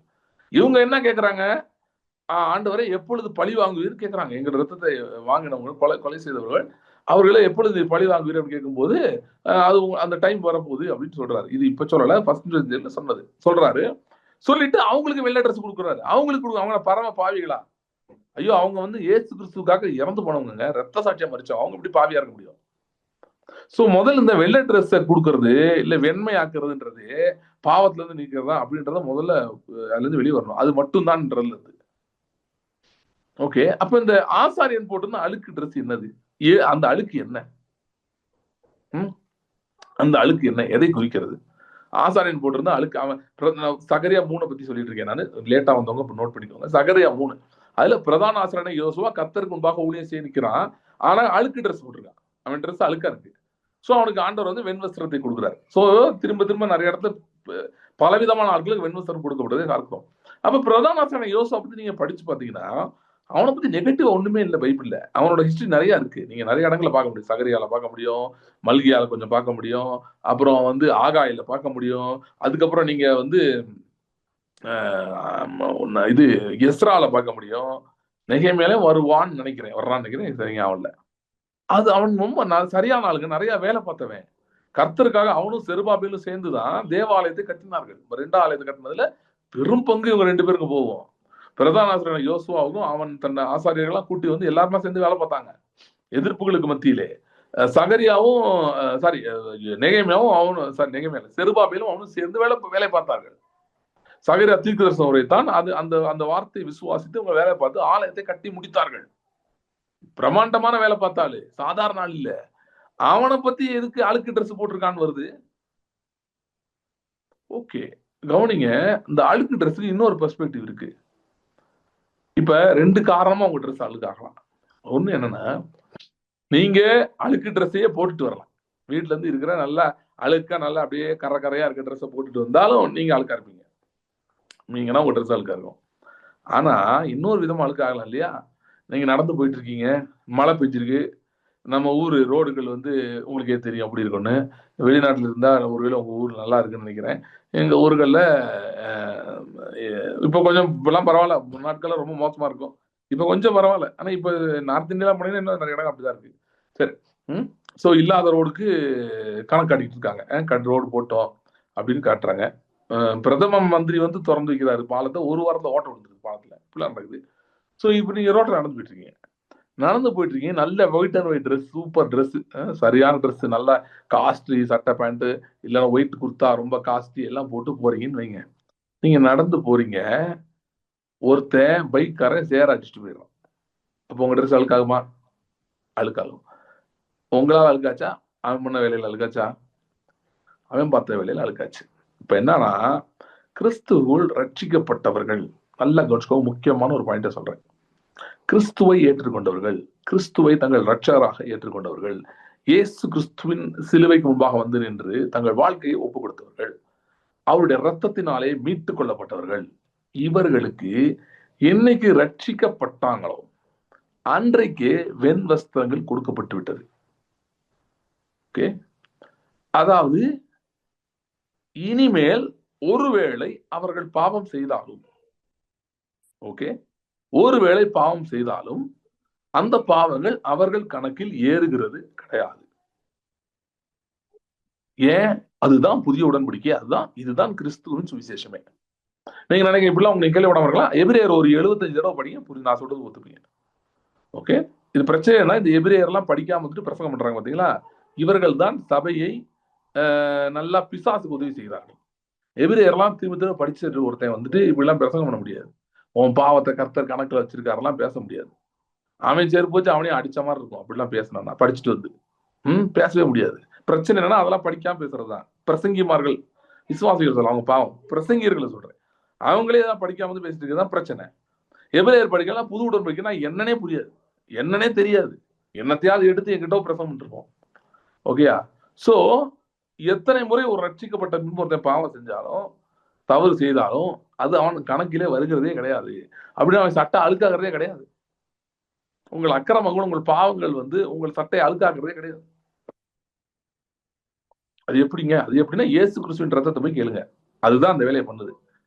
இயேசு கிறிஸ்துவின் ரத்தம் நம்முடைய பாவங்களை கழுவி கொண்டே இருக்கிறது. அதாவது இன்ஃபேக்ட் கரெக்டா சொல்லணும்னா 2000 வருஷத்துக்கு முன்பு எல்லாமே கிளியர் பண்ணியாச்சு. ஆனா நாம் பாவம் செய்யும் போது நம்ம சைட்ல நெருடல் உண்டாகிறது, இருதயத்திலே வருத்தம் உண்டாகிறது, வேதனை உண்டாகிறது. ஐயோ பாவம் செஞ்சிட்டோமே, நம்ம ஆண்டவருக்கு பிரியமில்லாத காரியத்தை செஞ்சிட்டோமே அப்படின்னு வருது. அப்ப அதை இயேசு கிறிஸ்துவின் இமிடியட்டா கழுவுது. நீங்க ஒரு வார்த்தை கேட்டா போதும். ஆனா நான் சொன்ன அர்த்தம் என்னன்னா, உங்க சட்டை அழுக்காகிறது இல்லைன்னா தேவன் உங்களை பார்க்கும்போது உங்க சட்டை அழுக்காவே தெரியாது. அவருக்கு எப்பயுமே நீட்டா இருக்க மாதிரி தான் தெரியும். ஏன்னா ரத்தத்தினூடாதான் அவர் பார்த்துக்கிட்டே இருக்காரு. ரத்தம் செய்து முடித்த கிரியை வச்சுதான் உங்களை பாக்குறாரு. அப்பார்ட் ஃப்ரம் தட் அவர் உங்களை பாக்குறதே கிடையாது. நம்ம அப்படி பார்க்காம இருக்கலாம், ஏன்னா நமக்கு குற்ற உணர்வு வந்தது, குற்ற மனசாட்சி வந்தது, அதனால நம்ம வேற மாதிரி பார்த்துக்கலாம். ஆனா தேவன் அப்படி பாக்குறதே கிடையாது. ஓகே, அப்ப பாவத்தை வச்சு இதை சொல்லல, பாவத்தினால அழுக்காகிறது கிடையாது. இந்த அழுக்கு என்ன அப்படின்னா, நல்லா கவனிங்க, சத்துருனுடைய குற்றம் சாட்டுதல். நம்ம ஊர்ல ஒன்று சொல்லுவாங்க பாத்தீங்களா, அடுத்தவங்க மேல சேர வாரி தூர்றான்றாங்க. அப்படின்னா என்னது, என்ன சொல்றோம்? ஒருத்தவங்க பத்தி தப்பா சொல்றதுதான் எப்படி சொல்றோம்? சேர வாரி வாரி அடிக்காதீங்க சொல்றோம். தமிழ்ல அது ரொம்ப காமன், நிறைய பேர் சொல்லுவாங்க. அடுத்தவங்க மேல என்ன சேர்த்து என்ன பண்ணக்கூடாது, வீசக்கூடாது. 2019 தேர்தல் அப்ப நம்முடைய பிரதமர் வந்து புதுசா வந்து நேரு, இந்திரா காந்தி, ராஜீவ் காந்தி 3 பேரையும் அட்டாக் பண்ணி பேசினார். அந்த டைம்ல வந்து எலெக்ஷன் அப்ப அவங்க ஏதோ இங்க பண்ணாங்க, அது பண்ணாங்க, ஊழல் பண்ணாங்க. அப்போ வந்து ஒரு ஆச்சாரி, சதீஷ் ஆச்சாரியார் ஒரு கார்ட்டூனிஸ்ட் இருக்காரு. சதீஷ் ஆச்சாரியா வந்து ஒரு கார்ட்டூன் வரைஞ்சிருந்தார். அந்த கார்ட்டூன் என்ன வரைஞ்சிருந்தாருன்னா, இவர் இங்க இருந்து சேர்த்து தூக்கி அடிக்கிறாரு மேல, அவங்க மேல இருக்காங்களா எல்லாம் அங்க வானத்துல இருக்காங்க, இவங்க இருந்து சேர்த்து தூக்கி அடிக்கிறாரு இந்திரா காந்தி, ராஜீவ் காந்தி மேல. ஆனா அந்த சேர் வந்து இவர் மேலே விழுந்துருது அப்படின்னு சொல்லி போட்டிருந்தாரு. சோ பேசிக்கலி சேர் அடிக்கிறதுன்றது என்ன, அது நம்ம ஊர்ல சொல்றோம் என்னன்னா அக்யூசேஷன், குற்றம் சுமத்துதல். ஓகே, அப்ப இந்த பிரதான ஆசாரியனை யோசுவா ட்ரெஸ் ஏன் அழுக்காச்சு அப்படின்னு பாத்தீங்கன்னா, அவன் பாவம் செஞ்சனால அழுக்காங்கல்ல, சத்துருவுடைய குற்றம் சாட்டுதலுக்கு அவன் இடம் கொடுத்ததுனால அழுக்காயிருச்சு. நான் ஒரு ரொம்ப முக்கியமான சப்ஜெக்ட் பேசுறேன், ஸ்லோவா அதனால பேசுறேன், திரும்ப திரும்ப கூட சொல்றேன், புரியட்டும் உங்களுக்கு நல்லா. நீங்கள் செய்த பாவத்தினால் உங்கள் வஸ்திரம் அழுக்காகிறது இல்லை, குற்றம் சுமத்துதலை அனுமதித்தீர்கள் என்று சொன்னால் அது அழுக்காகும். எப்படி அழுக்காகும்னா, தேவன் முன்பாக எப்பயுமே அழுக்காகாது, அது வேற கதை.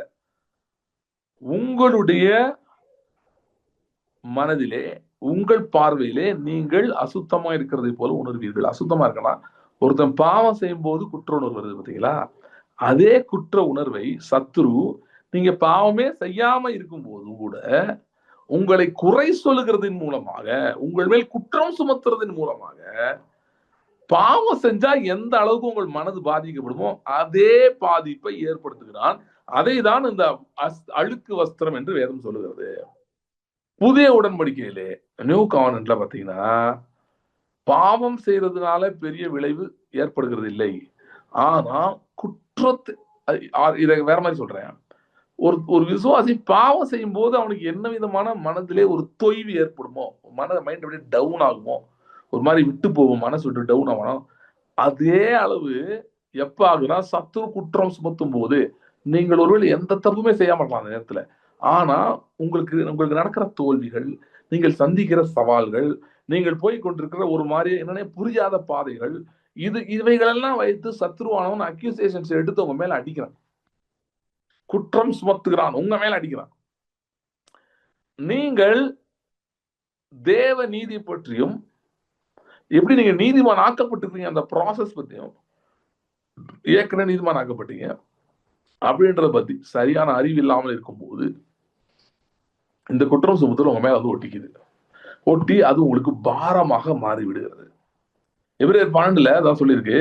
அப்படி ஆகவே மேகம் போட்ட திரளான சாட்சிகள் நம்ம சூழ்ந்திருக்க பாரமான யாவற்றையும், நம்ம நெருங்கி நிற்கிற பாவம், பாவம் ரெண்டாவது வருது, முதல்ல என்ன வருது, பாரமான யாவற்றையும். பாரமானவைகளை கொண்டு வந்து சத்துருவங்க மேல அடிச்சுட்டே இருக்கான், சேறு வாரிட்டே இருக்கான், 24 மணி நேரம் சொல்லிட்டே இருக்கான். ஏதாவது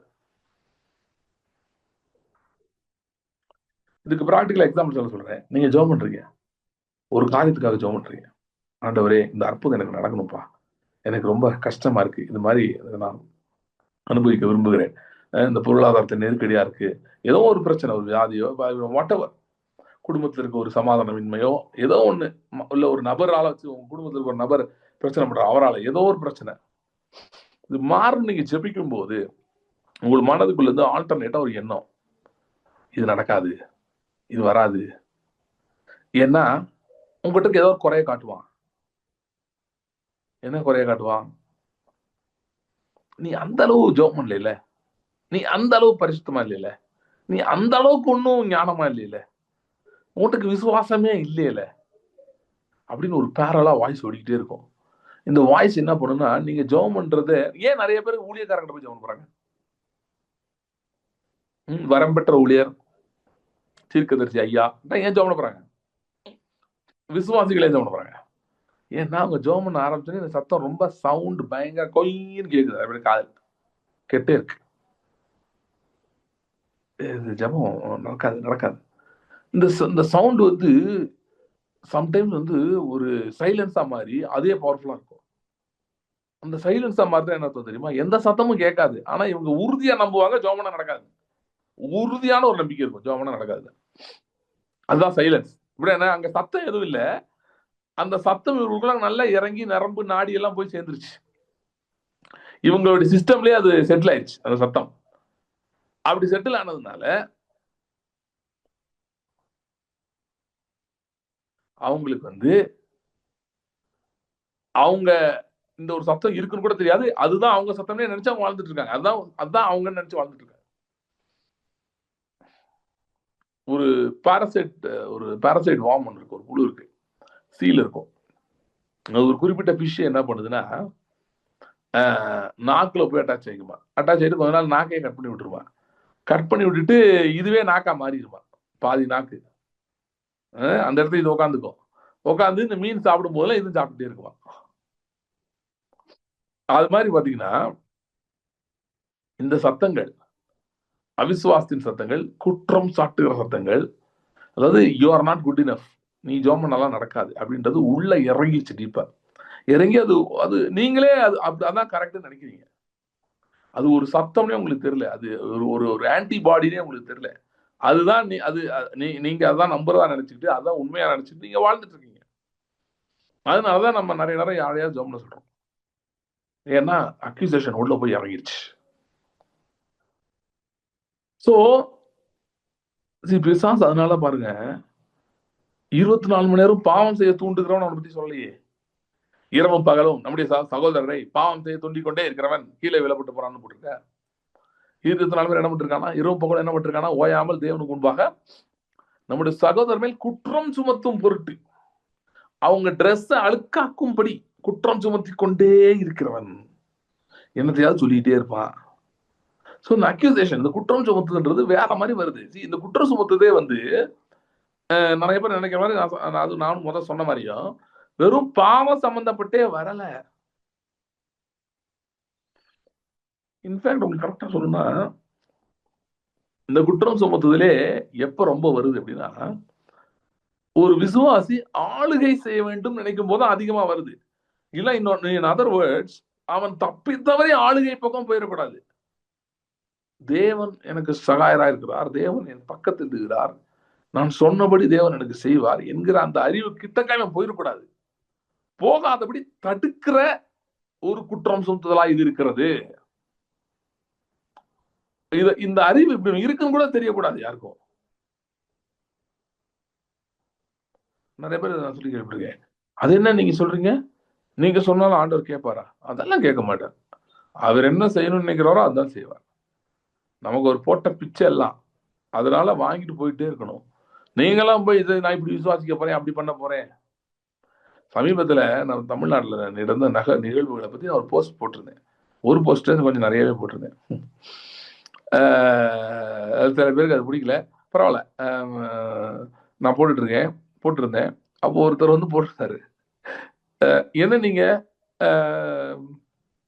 என்ன கேட்டிருந்தாருன்னா, உங்களுக்கு எப்படி துணிவு வந்துச்சு, துணிஞ்சிட்டீங்கன்னு இந்த மாதிரி கேட்டார். என்ன நீங்க மெசேஜ் எல்லாம் போடாம, மெசேஜ்னா கிறிஸ்தவ செய்தி சொல்றாரு, அதெல்லாம் போடாம இதெல்லாம் போடுறீங்க, இப்படி ஏன் துணிந்தீர்கள் அப்படின்னு வந்து கேட்டிருந்தார். ஸோ இப்படிலாம் கேட்குறாங்கன்னா என்ன அர்த்தம் தெரியுமா? சில பேர் ஒரு அக்கறையில் நிறைய பேர் அப்படி என்ன சொல்லியிருக்காங்க, பிரதர் பாலிடிக்ஸ்லாம் நீங்கள் போடாதீங்க, அரசியல்லாம் ரொம்ப மோசமானது, அவங்களாம் கொண்டுருவானுங்க அப்படின்னு, ஏதாவது பண்ணி பிரச்சனை பண்ணிடுவானுங்க அப்படிலாம் சொல்லி போட்டிருந்தாங்க. அது அவங்களுடைய இதே நான் மதிக்கிறேன், அவங்க போடுறது அவங்க சொல்றதெல்லாம் நான் மதிக்கிறேன், ஏன்னா ஒரு நல்ல சொல்றாங்க. இவர் அப்படி சொல்லலை. இவர் என்ன சொல்லியிருந்தாருன்னா, துணிந்து நீங்க போட்டிருக்கீங்க, இதெல்லாம் போடுறீங்க அப்படின்னு சொல்லி கேட்டார். வசனம் மட்டும் தான் போடணுமா, ஏன் போடக்கூடாது, துணிந்து ஏன் போட்டீங்க அப்படின்னு கேட்டார்.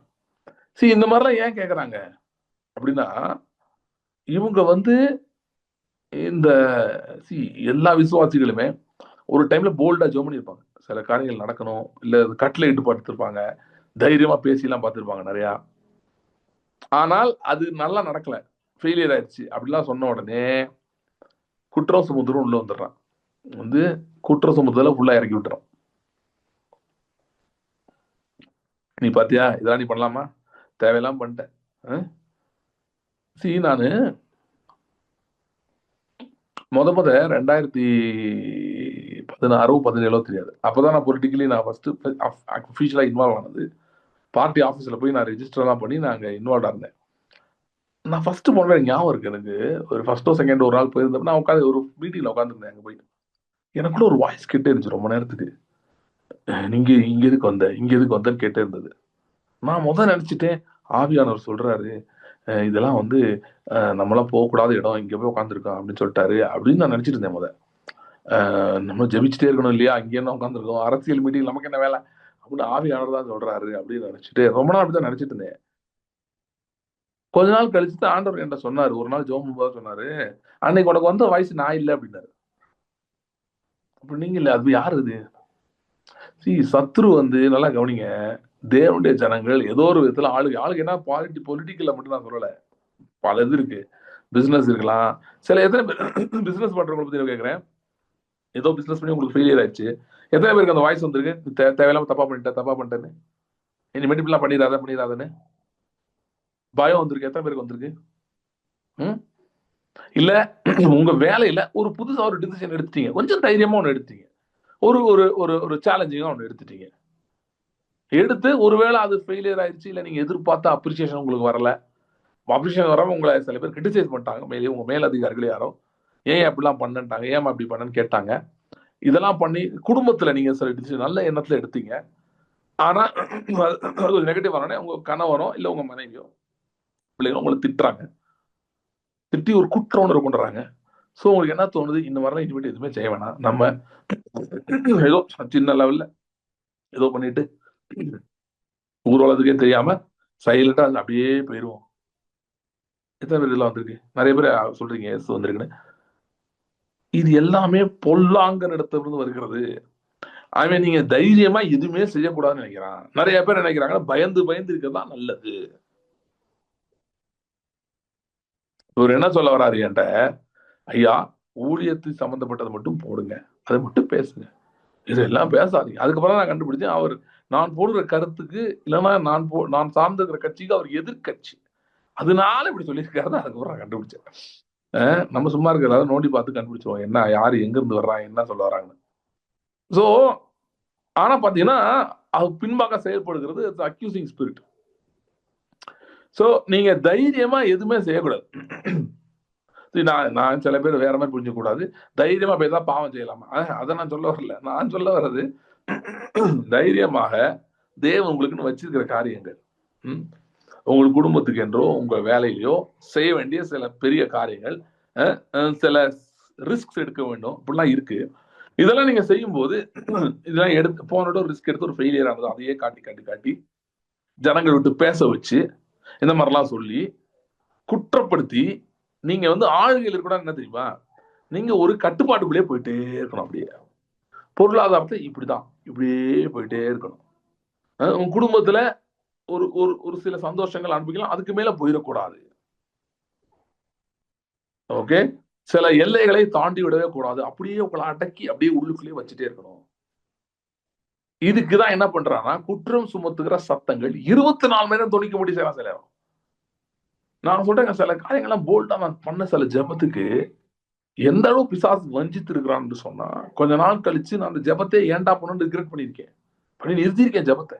இனிமேட்டு இதெல்லாம் பண்ண வேணாம், நம்ம ஏதாவது சேஃபா சிம்பிளா ஆண்டவரே இப்படி சித்தப்படி ஏதாவது கொடுங்க, சித்தப்படியா நடத்துங்க, இதெல்லாம் வேணாம் ஆண்டவரே அப்படி சொல்லிடுவோம். நம்ம தப்பா ஜோம் பண்ணிதான் நமக்கு நடக்கல, நம்ம தேவையில்லாம ஜோம் பண்ணிட்டோம் சில இதுக்கெல்லாம், அதுதான் நமக்கு இப்படி ஆயிடுச்சு, உள்ளதும் போச்சுறான்ற மாதிரி ஆயிடுச்சு இந்த ஜோம் பண்ணி. அதெல்லாம் இனிமேட்டு கேட்க வேணாம் அப்படின்னு பேசியா உங்களுக்கு எல்லைகளை கடக்க விடாதபடி 24 மணி நேரம் குற்றம் சுமத்தி உங்கள் எண்ணங்களிலும் சரி, ஜனங்கள் மூலமாகவும் சரி, ஏன் சில நேரம் போதகர்கள் ஊழியர்கள் மூலமாகவும் சரி, உங்களை அப்படியே மட்டம் தட்டி உட்கார வச்சு அடைச்சு போட்டு அப்படியே வச்சு உங்க எண்ணங்களிலே உங்களை சிறை கைதியாக்கி யோசிக்க விடாமல், இதுக்கு மேல பெருசா சிந்திக்க விடாமல், விரும்ப விடாமல் உங்களை தடை செய்து இந்த மாதிரி எல்லாம் செய்யற வேலையை சத்ரு குற்றம் சுமத்துதல் மூலமாக செய்கிறார். குற்றம் சுமத்துதல் மூலமாக செய்கிறார். சோ இதுதான் அழுக்கை போல உங்க மேல விழுங்குது, சேறு வாரி அடிக்கிற மாதிரி உங்க மேல உங்க அழுக்காக்குறது. சோ அவளை பத்தி வாசிக்கிறோம், இவர்கள் மிகுந்த உபத்திரத்திலிருந்து வந்தவர்கள், இவர்கள் ஆட்டுக்குட்டியின் ரத்தத்திலே தங்கள் அங்கிகளை தோய்த்து வெளுத்தவர்கள். அப்ப உங்க ட்ரெஸ் அழுக்காயிடுச்சுங்க, குற்றம் சுமத்தி அடிச்சுட்டா, இப்ப இது எப்படி சரி பண்றது, எப்படி இருந்து வெளியே வர்றது? அதுக்குதான் ரத்தம் வேலை செய்யலாம். இயேசு கிறிஸ்துவின் ரத்தம் ஒரு வெண்மையாக்குகிற போர்ஸ், அது ஒரு ஒயிட்டனிங் போர்ஸ், ஒரு வெண்மைப்படுத்துகிற சக்தி. அந்த ரத்தம் என்ன பண்ணுதுன்னா உங்கள் வஸ்திரத்தை வெண்மையாக்குகிறது. அப்படின்னா எப்படி பண்ணுது? இவன் குற்றம் சுமத்தி சுமத்தி சுமத்தி அழுக்காக்குறான், இயேசு கிறிஸ்துவின் ரத்தம் நன்மையானவைகளை பேசி பேசி பேசி பேசி பேசி உங்களை வெண்மையாக்குகிறது. அப்ப இயேசு கிறிஸ்துவின் ரத்தத்தை உங்க மனதின் மேலும் உங்களுடைய எண்ணங்களின் மேலும் நீங்கள் வர விடுவீர்கள் என்று சொன்னால் அது வேலை பார்க்க ஆரம்பிக்குது. சத்ரு உங்களோட பெர்மிஷன் கேட்டுட்டு உள்ள வர்றது இல்லை. அவனா எண்ணத்தை போட்டாரு, உங்களுக்கு போன் பண்ணி கேட்டா வர்றான், நான் இந்த எண்ணங்கள்லாம் உங்களுக்கு கொடுக்க விரும்புகிறேன், நான் வரலாமா அப்படின்னு கேட்கிறானா? இல்ல, அவன் விடுறான். அதே மாதிரி கிறிஸ்துவின் ரத்தத்துக்கு இடம் கொடுத்தாலே போதும், ரத்தமே வேற காரியங்களை எழுத ஆரம்பித்து விடும். அவன் எங்கெல்லாம் போய் உங்க ட்ரெஸ்ல அழுக்கு கிறுக்கி வச்சிருக்கானோ, கெட்ட கெட்ட காரியங்களை எழுதி வைத்திருக்கானோ, உங்களை குறித்து கெட்ட எண்ணங்களை குறித்து உங்களை கீழ்ப்படுத்தி உடைச்சு உட்கார வைக்கணும்னு பேசி வச்சிருக்கானோ, அவைகளுக்கு பதிலாக வெண்மையான மேன்மையான ஆளுகையின் எண்ணங்களை எழுத ஆரம்பிக்கிறது. இந்த இந்த பலிபீடத்துக்கு கீழே இருக்க ஆத்துமாக்களை பத்தி பார்த்தோம் இல்லையா? பலிபீடத்துக்கு கீழே இருக்கிற ஆத்துமாக்கள் அவர்கள் கொல்லப்பட்டவர்கள். சரி, அப்படின்னா என்ன அர்த்தம்? அவர்கள் மேலே அவர்களுக்கு எதிரான பூமியிலே பயங்கரமான தீர்ப்புகள் எழுதப்பட்டிருக்கிறது. அவங்க வஸ்திரங்கள் அவர்கள் ரத்தத்தினாலே அழுக்காக்கப்பட்டிருக்கிறது. அந்த அளவுக்கு வந்து எப்படின்னா அவர்களை வந்து கொண்டுட்டான், அப்படி பண்ணியிருக்கான். அதாவது வந்து இன்ஜஸ்டிஸ் உச்சக்கட்டம் ஒரு கொல்லப்படுகிறது இல்லையா? சோ அதுக்கு மேல எதுவும் பண்ண முடியாது. அதுதான் இன்ஜஸ்டிஸ், அநியாயத்தின் உச்சக்கட்டம். சோ அநியாயத்தினாலே அநியாயம் அவர்கள் மேல் நடந்து, அநியாயத்தின் மேல் அநியாயம் நடந்து நடந்து நடந்து நடந்து நடந்து அவர்கள் அங்கிகள் அழுக்காயிருக்கிறது. அவர்களுக்கு வெண்மையான வஸ்திரம் கொடுக்கப்படுகிறது. அப்படின்னா என்னன்னா, தேவன் அவர்களுக்கு இறந்து செத்து போனவங்க, அவங்க கொல்லப்பட்டவங்க, அவங்களுக்கு சொல்றாரு, நீதியின் வஸ்திரத்தை நான் கொடுக்கிறேன். உனக்கு அநீதி நடந்திருக்கு, நீதியின் வஸ்திரத்தை நான் கொடுக்கிறேன், நீதியின் வஸ்திரத்தை நான் கொடுக்கிறேன்.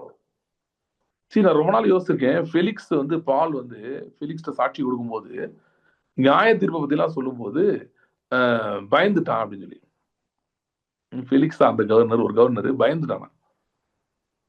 என்ன சொல்லிருப்பான் நான் யோசித்தேன். எனக்கு தெரிஞ்சு இதுதான் சொல்லிருப்பான்னு நினைக்கிறேன். Mister Felix, you can kill me you want. அதாவது ஃபெலிக்ஸ் அவர்களே, நீ கொலை பண்ணாத என்ன பண்ணலாம், கொலை பண்ணலாம். ஆனா இறந்த பிறகு, நீ செத்த பிறகு உனைய நான் தான் நியாயம் தீர்ப்பேன். இதோட முடிய போறது இல்ல. இப்ப நீ பவர்ல இருக்க, ஆடு, என்ன ஆடணுமோ ஆடு, எல்லா விதமான பரதநாட்டியம் ஆடு. ஆனா நான் தான் உனக்கு முடிவுரை எழுத போறேன். நீ இறந்தாலுமே உனக்கு அதுதான் நடக்க போகுது. நான் நியாயத்தீர்ப்பு உனக்கு கொடுப்பேன்னு சொல்லியிருக்காரு பவுல். சோ எப்படிப்பட்ட இன்னைக்கு வந்து அந்த பாவம் பாவம் தான் அழுக்குன்ற பாக்கல இருந்து வேற மாதிரி பாருங்க. ஏன்னா அது இருக்கு, அதுவும் இருக்கு. Injustice is making your garment dirty. உங்களுக்கு நடக்கிற அநியாயங்கள், உங்களுக்கு நடக்கிற அநியாயங்கள், நல்லா திரும்ப திரும்ப சொல்றேன் வார்த்தை, உங்களுக்கு எதிராய் நடக்கிற அநியாயங்கள் உங்களை கரைப்படுத்துகிறது. அப்ப இயேசு கிறிஸ்துவின் ரத்தம் என்ன பேசுது? என்ன பேசுதுன்னா, நன்மையானவளை பேசுதுன்னா, உங்களுடைய நியாயங்களை பேசுகிறது, உங்களுக்கான நீதியை பேசுகிறது. சத்துரு சில பேர் என்ன பண்ணிட்டாங்கன்னா, அநியாயத்திலுமே அநியாயத்தை உங்க மேல கொடுத்து உங்களை குனிய வச்சு, இப்ப வந்து உங்களுக்கு என்னன்னா அதுதான் ரியாலிட்டி நம்பிட்டு இருக்கீங்க. ஏன்னா வேற ரியாலிட்டி இல்ல, உங்களுக்கு இல்ல, உங்களை சொல்ல முடியாது, உங்களால எடுத்து சொல்ல முடியாது. இல்லங்க எனக்கு நல்லதான் இவ்வளவு நடந்திருக்கு உங்களால காட்ட முடியாது. நடந்ததுலாம் அநீதிதான் நடந்தா என்ன பண்ணுவீங்க? அதுதான் நம்புவீங்கல்ல, அது ஒண்ணுதான் இருக்குன்னு நம்புவீங்கல்ல. இயேசு கிறிஸ்துவின் ரத்தம் நன்மையான விலை இப்பொழுது பேசிக் கொண்டிருக்கிறது. இப்பொழுது உங்கள் மேல் இயேசு கிறிஸ்துவின் ரத்தம் கிரியை செய்கிறது. அது பேசுகிறது. உங்கள் மேல் நீதியான நியாய தீர்ப்புகளை இயேசு கிறிஸ்துவின் ரத்தம் பேசுகிறது. சில நேரம் ரொம்ப நீங்க டவுனா இருக்கும்போது ரத்தம் வந்து உங்களுக்கு புரியாமலே வேலை செய்யுது. அது என்ன பண்ணுதுன்னா, ஃபர்ஸ்ட் உங்க மைண்ட்ல, உங்க இருதயத்துல இருக்கிற அந்த நெகட்டிவ் ஜட்ஜ்மெண்ட்ஸ், உங்களை பற்றின நெகட்டிவ் தீர்ப்புகளை அழிக்கிறது. சில பேருக்குலாம் சத்துரு சில காரியங்களை செய்து வாழ்நாளெல்லாம் அவர்கள் அந்த அநீதி என்கிற அந்த கூண்டுக்குள் அடைபட்டு, அதனால ஒரு விடுதலையே இல்லாம ஒரு சங்கிலியா கட்டப்பட்டது போல அப்படியே இருக்கிறார்கள். பிரிசனர்ஸ் ஆஃப் சர்க்கம்ஸ்டான்சஸ், சூழ்நிலைகளின் கைதிகளாய். அவங்களால வேற எதுவும் யோசிக்க முடியாது. ஏன்னா வேற எதுவுமே இல்ல. அவங்களுக்கு நடந்ததெல்லாம் அநீதி மட்டும் தான் நடந்திருக்குது, அநியாயம் மட்டும்தான் நடந்திருக்கிறது. அது வேற ஒண்ணுமே இல்ல பேசுறதுக்கு, யோசிக்கிறதுக்கு ஒண்ணும் இல்ல, பாக்குறதுக்கு ஒண்ணும் இல்ல, சிந்திக்கிறதுக்கு ஒண்ணுமே இல்ல. அப்படிப்பட்ட இடத்துல இருக்கிறார்கள். ஓகே, அப்படிப்பட்ட இடத்துல ஒரு நீங்களும் இருக்கலாம். இப்பெல்லாம் சில பேருக்கு நான் இப்ப பேசும்போதுதான் இப்படிலாம் ஒண்ணு இருக்குன்னே உங்களுக்கு தெரிய ஆரம்பிக்கும் போது, நிறைய பேருக்கு அதுவே தெரியாது. அப்படிப்பட்ட வஞ்சகத்திலே பிசாசு வைத்திருக்கிறான். அநியாயம் ஒரு பக்கம் நிறைய நடந்திருக்கு, இன்னொரு பக்கம் அநியாயத்திலும் ஒரு கொடுமையான அநியாயம் இருக்கு. அது என்ன தெரியுமா? இது எல்லாத்துக்கும் காரணம் நீ தான் உங்களுக்கு சொல்லி வச்சிருக்கான். You deserve it. உனக்கு இது வேணும், இது வேணும், இன்னமும் வேணும். ஓகே, நீ எல்லாம் இதெல்லாம் அனுபவிக்க சரியான ஆளு, இதை நீ அனுபவிக்கணும், இதுக்கெல்லாம் நீ லாய்க்கு தான், நீ பண்ண தப்புனாலதான் நடந்திருக்கு அப்படின்னு இதை வேற சேர்த்து சொல்லிக்கிட்டு இருக்க. அநியாயம் ஒரு புறம், அந்த அநியாயத்துக்கெல்லாம் நீதான் காரணம். அவனும் உங்கள்கிட்ட சொல்றான், சில மனிதர்களும் அதை உங்கள்கிட்ட சொல்லிட்டு இருக்காங்க. கர்த்தர் உங்களுக்கு கண்களை திறக்கிறார். என்னது திறக்கிறாரு அப்படின்னா, இயேசு கிறிஸ்துவின் ரத்தம் இவைகளை எல்லாம் அழித்து வெண் வஸ்திரத்தை உங்களுக்கு கொடுக்கக்கூடியதா இருக்கிறது. வேகமா ஒரு வசனத்தை வாசிக்கலாம். 1 யோவான் முதல் அதிகாரம் 9ஆம் வசனம் வாசிக்கலாம். நம்முடைய பாவங்களை நாம் அறிக்கையிட்டால் பாவங்களே நமக்கு மன்னித்து, இந்த வேர்டு கவனிங்க, எல்லா அநியாயத்தையும் நீக்கி நம்மை சுத்திகரிப்பதற்கு அவர் உண்மையும் நீதியும் உள்ளவராக இருக்கிறார். திரும்ப வாசிக்கிறேன். நம்முடைய பாவங்களை நாம் அறிக்கையிட்டால் அப்படின்னா கிறிஸ்துவண்டே நாம் வந்து இயேசு கிறிஸ்துவின் ரத்தத்தினால நம்முடைய வாழ்க்கை, நம்முடைய இருதயம் கழுவப்படும் போது பாவங்களை நமக்கு மன்னிக்கிறார். அப்படின்னா நீங்க என்ன தவறு செய்தாலும் சிலுவையில அது மன்னிக்கப்பட்டது. அதை அவர் உங்க வாழ்க்கையில அப்ளை பண்றாரு. பண்ணிட்டு எல்லா அநியாயத்தையும் நீக்கி நம்மை சுத்திகரிப்பதற்கு அவர் உண்மையும் நீதியும் உள்ளவராகிறார். எல்லா அநியாயத்தையும், அதாவது கோடு பிடிச்சுக்கோங்க, அநியாயத்தையும். இயேசு கிறிஸ்துவின் ரத்தம் உங்களுக்கு எதிராக இழைக்கப்பட்ட அநியாயங்களை நீக்குகிறது. இன்னொன்னு சொல்லவா, சில பேர் எல்லாம் பரம்பரையாக தலைமுறையாக ஒடுக்கப்பட்டிருக்கிறார்கள், அநியாயம் நடக்கப்பட்டிருக்கிறது. அவர்களுக்கு அன்றைக்கு நடந்த அநியாயத்தினுடைய விளைவுகளை இன்றைக்கு அனுபவிக்கிறார்கள். அவங்க மனதில் அனுபவிக்கிறாங்க, சரீரத்தை அனுபவிக்கிறாங்க, குடும்பத்தை அனுபவிக்கிறாங்க, பலத்தை அனுபவிக்கிறாங்க. நமக்கே தெரியாம அநியாயம் நடந்திருக்கு. சரியா? அந்த அநியாயத்தின் விளைவை நீங்கள் அனுபவித்துக் கொண்டிருக்கலாம். ஃபார் எக்ஸாம்பிள் சைல்ட்ஹுட் ட்ராமா எடுத்துக்கோங்க ஒருத்தவங்களுக்கு. அதனால இன்னைக்கு அவங்க வாழ்க்கை பாதிக்கப்படுது. சைல்ட்ஹுட்ல நடந்தது ஒரு அநியாயம். அந்த அநியாயத்தின் மேல் அதன் விளைவாக இன்றைக்கு அநியாயம் நடந்து கொண்டிருக்கிறது அவங்க வாழ்க்கையில. அவங்களால ஜொலிக்க முடியல, சில காரியங்கள்ல அவங்களால ஜெயம் பெற முடியவில்லை. இப்படிப்பட்ட காரியங்கள் நடந்து கொண்டிருக்கிறது. ஆனால் இயேசு கிறிஸ்துவின் ரத்தம் என்ன செய்தான்? எல்லா அநியாயத்தையும் நீக்கி, தலைமுறையாய் பரம்பரையாய் நடந்த அநியாயத்தை நீக்கி நம்மை சுத்திகரிக்க வல்லமை உள்ளதா இருக்கிறது. வேகமா இன்னொரு வசனம் வாசிக்கிறேன். ஏசாயா 53:8 வாசிக்கிறேன். இடுக்கணிலும் நியாய தீர்ப்பிலும் அவர் எடுக்கப்பட்டார், அது வம்சத்தை யாராலே சொல்ல முடியும்? ஜீவனுள்ளவருடைய தேசத்தின் இருந்து அறுப்புண்டு போனார், என் ஜனத்தின் மீறுதல் நிமித்தம் அவர் வாதிக்கப்பட்டார். இதுல இடுக்கணிலும் நியாய தீர்ப்பிலும் ஒரு எடுக்கப்பட்டார்ன்றதுக்கு ஆக்சுவலா translation he was taken away from justice. அப்படின்னா அவருக்கு நியாயம் நடக்கவில்லை, அநியாயம் நடந்தது. அவருக்கு நியாயம் நடக்கவில்லை, நியாயமா அவருக்கு தீர்ப்பு கொடுக்கப்படல, அநியாயமாய் தீர்ப்பு கொடுக்கப்பட்டது. ஏன்? அவர் உங்களுடைய அநியாயத்தையும் என்னுடைய அநியாயத்தையும் ருசி பார்க்க விரும்பினார். அப்படின்னா என்னன்னு ருசி பார்க்க விரும்பினார். அதனாலதான் அவர் அநியாயத்துக்குள்ளானார். அவர் அநியாயத்துக்குள்ளானார், நாம் நியாயத்துக்குள்ளாகும்படி, நமக்கு நியாயம் கிடைக்கும்படி. சத்துரு என்ன பண்றான்னா, குற்றம் சுமத்தி அநியாயத்தின் மேல் அநியாயத்தை உங்க வாழ்க்கையில் நடத்தி உங்களை கூனி குறிக்க வைக்க விரும்புகிறான். உங்கள் ஆளுகையை உங்கள் வாழ்க்கையிலிருந்து எடுத்து போட, இல்லைன்னா அதுக்குள்ள நீங்க நுழையாதபடி. நிறைய கிறிஸ்தவர்கள் ஆளுகையோட ஆக்குள்ள கூட போவே இல்லை. அப்படி இருக்கிறே உங்களுக்கு தெரியாது. ஏன்னா இப்படி அநியாயத்தை போட்டு வச்சிருக்கா மேல. கர்த்தர் அது வந்து விடுதலையாக்கி உங்களை நியாயத்தின் நீதியின் சால்வையை தருகிறார். வெண் வஸ்திரமாகிய நீதியின் சால்வையை தருகிறார். அந்த நீதியின் சால்வையை நீங்கள் எடுத்துக்கொண்டு அதை போட்டுட்டு ஆளுகைக்குள்ளே கொண்டு போகும்படி கர்த்தர் உங்களை செய்ய விரும்புகிறார். அதுதான் அவருடைய நோக்கம். அதற்காக தான் கிறிஸ்துவின் ரத்தம் சிந்தப்பட்டது. அந்த சிந்தப்பட்ட ரத்தம் இன்றைக்கும் கிரியை செய்கிறது.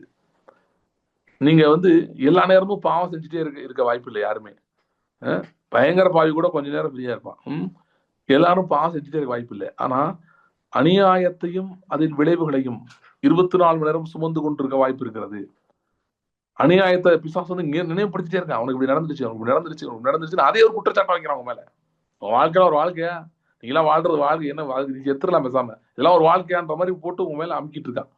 குற்றம் சுமத்துதல் ஒண்ணு மேல ரவுண்டு வந்துட்டே இருக்கு. அதனாலதான் பாருங்க, இயேசு கிறிஸ்துவின் ரத்தம் இங்க அழகா சொல்லப்பட்டிருக்கு. இயேசு கிறிஸ்துவின் ரத்தம் நம்மை சுத்திகரித்ததுன்னு சொல்லல, சுத்திகரிக்கிறது.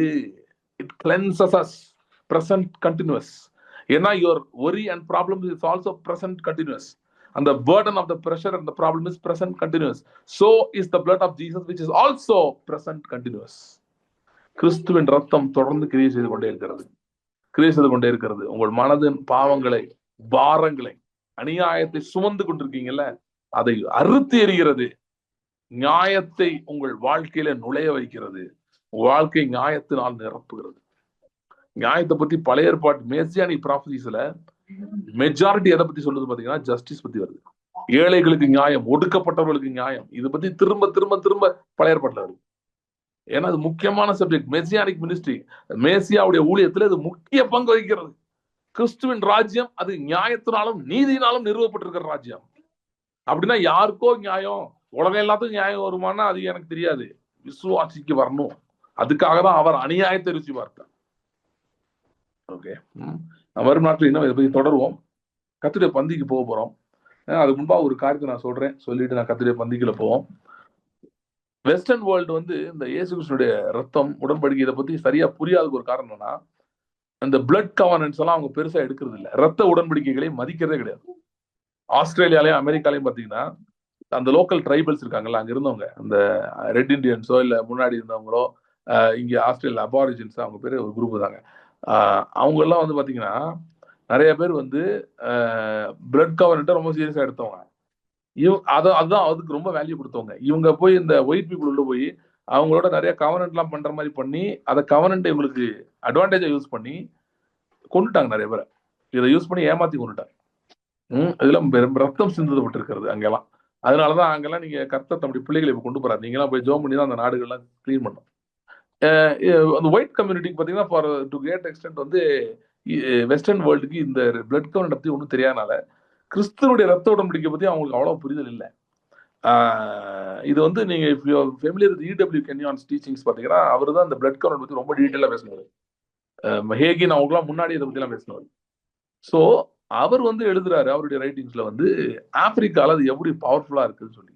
இந்த கவர்னன்ட் எப்படி பண்ணுவாங்கன்றதுல நிறைய ஸ்டெப்ஸ் இருக்கு பாருங்க. அதுல ஒரு ஸ்டெப் என்னன்னா, 2 பேர் உடன்படிக்கை பண்றாங்க பாத்தீங்களா, அவங்க கையில ஒரு சின்ன ஒரு கட் பண்ணி அதுல இருந்து சில டிராப்ஸ் ஆஃப் பிளட் வந்து 2 ஒயின் வச்சுப்பாங்க. அந்த ஒயின் இருக்கிறதுல 2 பேர் பிளட்டும் அந்த ஒரு டிராப் ஆஃப் பிளட் அந்த ஒயின்குள்ள போட்டுருவாங்க. 2 இதுல கப்ல போட்டுட்டு கப்பை எக்ஸ்சேஞ்ச் பண்ணிடுவாங்க. ஒன்ஸ் அது பண்ணிட்டாங்கன்னா இவங்க 2 பேரும் பிளட் பிரதர்ஸ், ரத்த சகோதரர்கள், பிளட் கவர்னன்ட் இவங்க 2 பேரும் வந்துருச்சு. அப்படின்னா ஒருத்தர் காப்பாற்ற வேண்டும், ஒருத்தருக்கு ஒருத்தர் உதவி செய்யணும். இவருடைய இதெல்லாம் அவருடையதா மாறுது, அவருடைய இதெல்லாம் இவருடையதா மாறுது. இந்த கவர்னன்ட்டை எக்காரணத்தை கொண்டு பிரேக் பண்ணவே கூடாது, ஏன்னா ரத்தத்தினால உடன்படிக்கை ஆயிடுச்சு அப்படின்னு சொல்லி இருக்கு. நான் யோசித்து பார்த்தேன், இதை பத்தி நான் படிச்சுட்டு இருக்கும்போது நான் யோசித்து பார்த்தேன், சிலுவையில இது நடந்திருக்கிறது என்று நான் யோசித்து பார்த்தேன். எப்படி நடந்திருக்கு அப்படின்னா, இயேசுவானவர் ஜெபிக்கிறார் இல்லையா இதுல கெத்செமனேல, பிதாவே உடைய இந்த பாத்திரம், அது என்ன பாத்திரம், இந்த பாத்திரம் என்னை விட்டு நீங்க போனால் நீங்க முடிச்சையும் ஆகிலும் சித்தத்தின்படி ஆக்கட்டும் சொல்லி தன்னை ஒப்பு கொடுத்தார். அந்த பாத்திரம் என்னன்னா, அவர் நம்முடைய ரத்த வேர்வை, நம்முடைய வியாதி வேதனை, அதுதான் நம்முடைய ரத்தம். நம்ம ரத்தத்துல அதுதான் இருக்கு. நம்ம ரத்தத்துல ஒண்ணும் நல்லது இல்லை, நிறைய வியாதி இருக்கு, பலவீனம் இருக்கு, அநியாயம் நடந்ததெல்லாம் ரெக்கார்டடா இருக்கு நம்ம பிளட்ல, அது நமக்கு ஞாபகம் வந்துட்டே இருக்கு. எல்லா குறைகள் குற்றங்கள்லாம் நம்முடைய ரத்தத்துல இருக்கு. அது வந்து அவருடைய கப்புல போயிடுச்சு. சீசர்களோடு தான் அவர் உட்கொண்டார் அந்த திராட்சை ரசத்தை. சோ நம்முடைய அவர் கப்புல போயிடுச்சு. அதை அவர் கெத்செமனேல குடிச்சார், சிலுவையில அது குடித்தார். குடிச்சிட்டு அவருடைய ரத்தம் இருக்கு பாத்தீங்களா, அதை நம்மள குடிக்க சொல்றாரு. the beauty and the power of the blood covenant. So கர்த்தருடைய பந்தியிலே நாம் பங்கு பெறுகிறோம் என்று சொன்னால், தினந்தோறும் பங்கு பெறுங்க வீட்டுல, அவருடைய ரத்தத்தை அவருடைய சரீரத்தை நம்ம உட்கொள்கிறோம் என்று சொன்னால், இந்த கவர்னன்ட்டோட எக்ஸ்சேஞ்ச் அதை தான் அது குறிக்கிறது. எதை குறிக்கிறது? கிறிஸ்துவனுடைய ரத்தம் நாம் உட்கொள்கிறோம் அப்படின்னா கிறிஸ்துவனுடைய என்னுடைய ஆகிவிட்டது. அதாவது சிலுவைக்கு போறதுக்கு முன்னாடி அவர் என்ன அவர் வந்தார், அவருக்கு என்னெல்லாம் இருந்தது, அதெல்லாம் என்னுடையதாயிடுச்சு. சரியா? என்னுடையதெல்லாம் அவருக்கு போய்விட்டது. நாங்க 2 பேரும் குடிச்சிட்டோம். ஒவ்வொரு டைம் நீங்க குடிக்கும் போது எதை குடிக்கிறீங்க? கிறிஸ்துவின் ரத்தத்தை குடிக்கிறீங்கன்னா exchange, the divine exchange, the blood exchange, ரத்தத்தினால் நடந்த எக்ஸ்சேஞ்சை நினைவு கூறுகிறோம். அதுக்காக தான் அவர் சொன்னாரு, நான் வரும்போது இதை செய்யுங்கன்னார், உனக்கு தேவைன்னார், உனக்கு நல்லது அப்படின்னு சொன்னார். சரி, நம் கர்த்தருடைய பந்திக்காக ஜெபிக்கலாம். ஆண்டவரே, இந்த நாளில் உங்களுடைய சரீரத்துக்கு ரத்தத்துக்கு தான் நாங்கள் நன்றி செலுத்துகிறோம். Thank you Lord, thank you Lord. ஆண்டவருடைய சரீரத்தின் ரத்தத்தில் நாங்கள் இந்த நாளிலே பங்கு பெறும்போது எங்களுக்கு விரோதமாய் குற்றம் சுமத்துகிற சத்துருவானவன் தாழ தள்ளப்பட்டு போனதை பார்க்கும்படி எங்கள் கண்கள் திறக்கப்படுவதாக. அவன் ஏதோ காரியங்கள் எங்க வாழ்க்கையில கொண்டு வந்திருக்கலாம், ஏதோ எங்களுக்கு எதிராக தீமைகள் செய்திருக்கலாம், செய்ய முயற்சிக்கலாம். ஆனால் நாங்கள் உடைய ரத்த உடன்படிக்கை கீழ் வந்தபடியால், because you come under that blood covenant, ரத்த உடன்படிக்கையில் வந்திருக்கிறபடியால் எங்கள் வாழ்க்கையிலே அவன் தாழ தள்ளப்பட்டு போனவனாக இருக்கிறான். பவுலை கடித்தது போல சர்ப்பம் ஒருவேளை எங்கள் கையை கடிச்சிருக்கலாம், ஆனால் சர்ப்பம் தீயில விழுந்து சாகமே தவிர நாங்கள் கீழே விழ போறதில்லை, நாங்கள் சாக போறதும் இல்லை. ஏனென்றால் ரத்தம் உடன்படிக்கை எங்களோடு ஆகிவிட்டது. கிறிஸ்துவின் ரத்த உடன்படிக்கை எங்களோடு உண்டாயிருக்கிறது. கர்த்தாவினாலே பார்த்து கொண்டிருக்கிறவர்களுக்காக ஜெபிக்கிறேன். இனிமேல் இந்த வீடியோவை யூடியூப்ல பார்க்க போகிறவர்களுக்காக ஜெபிக்கிறேன். இந்த நாளிலும் கேட்ட இந்த சத்தியத்தின் வழி கர்த்தாவே, எல்லா அக்யூசேஷன்ஸ், எல்லா குற்றம் சுமத்துகிற சத்தங்கள், எல்லா விதமான அநியாயங்கள், இவங்களை சந்தித்த அநியாயங்கள், அதனால இவங்களுக்கு ஏற்பட்டிருக்கிற பாரம் ஏசு கிறிஸ்துவின் நாமத்தில் என்னுடைய ரத்தத்தின் வல்லமையினாலே அருந்து போக முடியாது நான் ஜெபிக்கிறேன். நாளை உறங்கும் போது நாளில் அவங்க ஆண்டவரே பெட்டுக்கு போகும்போது ஒரு போயிட்டு காலையில் எழும்பும் போது ஒரு புத்துணர்ச்சியோடு எழும்புவார்களாக, நீதியின் சால்வை அணிந்தவர்களாக எழும்புவார்களாக. இன்று முதல் நியாயத்தை அனுபவிக்க ஆரம்பிப்பார்களாக. கிறிஸ்துவின் ரத்தத்தினால் உண்டாகிற அந்த நியாயத்தை பற்றின உணர்வு அதிகரிக்கட்டும், நீதியை பற்றிய உணர்வு அதிகரிக்கட்டும். நாங்கள் நீதிமான்கள், பாவத்தின்படி தேவன் எங்களோடு டீல் பண்றது இல்ல, நம்முடைய ரத்தத்தின்படி டீல் பண்றாரு. அவன் நான் நீதிமான், நான் எப்பொழுதும் ஆசீர்வதிக்கப்பட்டவன், நான் மென்மேலும் உயர்வேன், நான் ஜெயிப்பேன், பாவத்தை மேற்கொள்வேன், சாபத்தை மேற்கொள்வேன், வியாதியை மேற்கொள்வேன், பலவீனத்தை மேற்கொள்வேன் எண்ணம் மேலோங்கும்படியா நான் ஜெபிக்கிறேன். ஆண்டவர் ரத்த உடன்படிக்கைக்கு உட்பட்டு இருக்கிறவர்களுக்கு சர்வ சிருஷ்டியும் வேலை செய்யும், சர்வ சிருஷ்டியும் கிரியை செய்யும். எப்படி இயேசு கிறிஸ்துவுக்கு சர்வ சிருஷ்டியும் உதவி செய்ததோ அப்படி எங்களுக்கு உதவி செய்யும். ஆகவே அந்த உதவியை பெறுவார்களாக. எதிர்பாராத இடங்களிலிருந்து ஃபேவர் உண்டாவதாக. அடைக்கப்பட்ட கதவுகளை இயேசுவின் நாமத்தில் திறப்பதாக. தடைப்பட்டிருக்கிற ஆசீர்வாதங்கள், பல நாட்களாக தடைப்பட்டிருக்கிறவைகள், இவர்கள் விலாசத்தை தேடி இவர்கள் வீட்டுக்கு வருவதாக. காவலாமல் போன தொலைந்து போன காரியங்கள் இயேசுவின் நாமத்திலே வந்து சேருவதாக. ரத்தத்தினாலே முழு விடுதலை நாங்கள் எடுத்துக் கொள்கிறோம், ஜெயத்தை எடுத்துக் கொள்கிறோம்.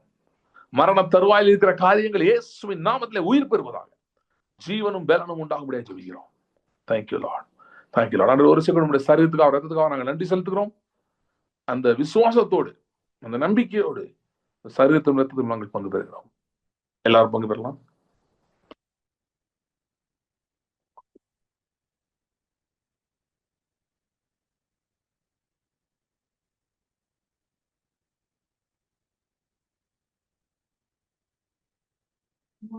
ஸ்தோத்திரம் ஆண்டவரே.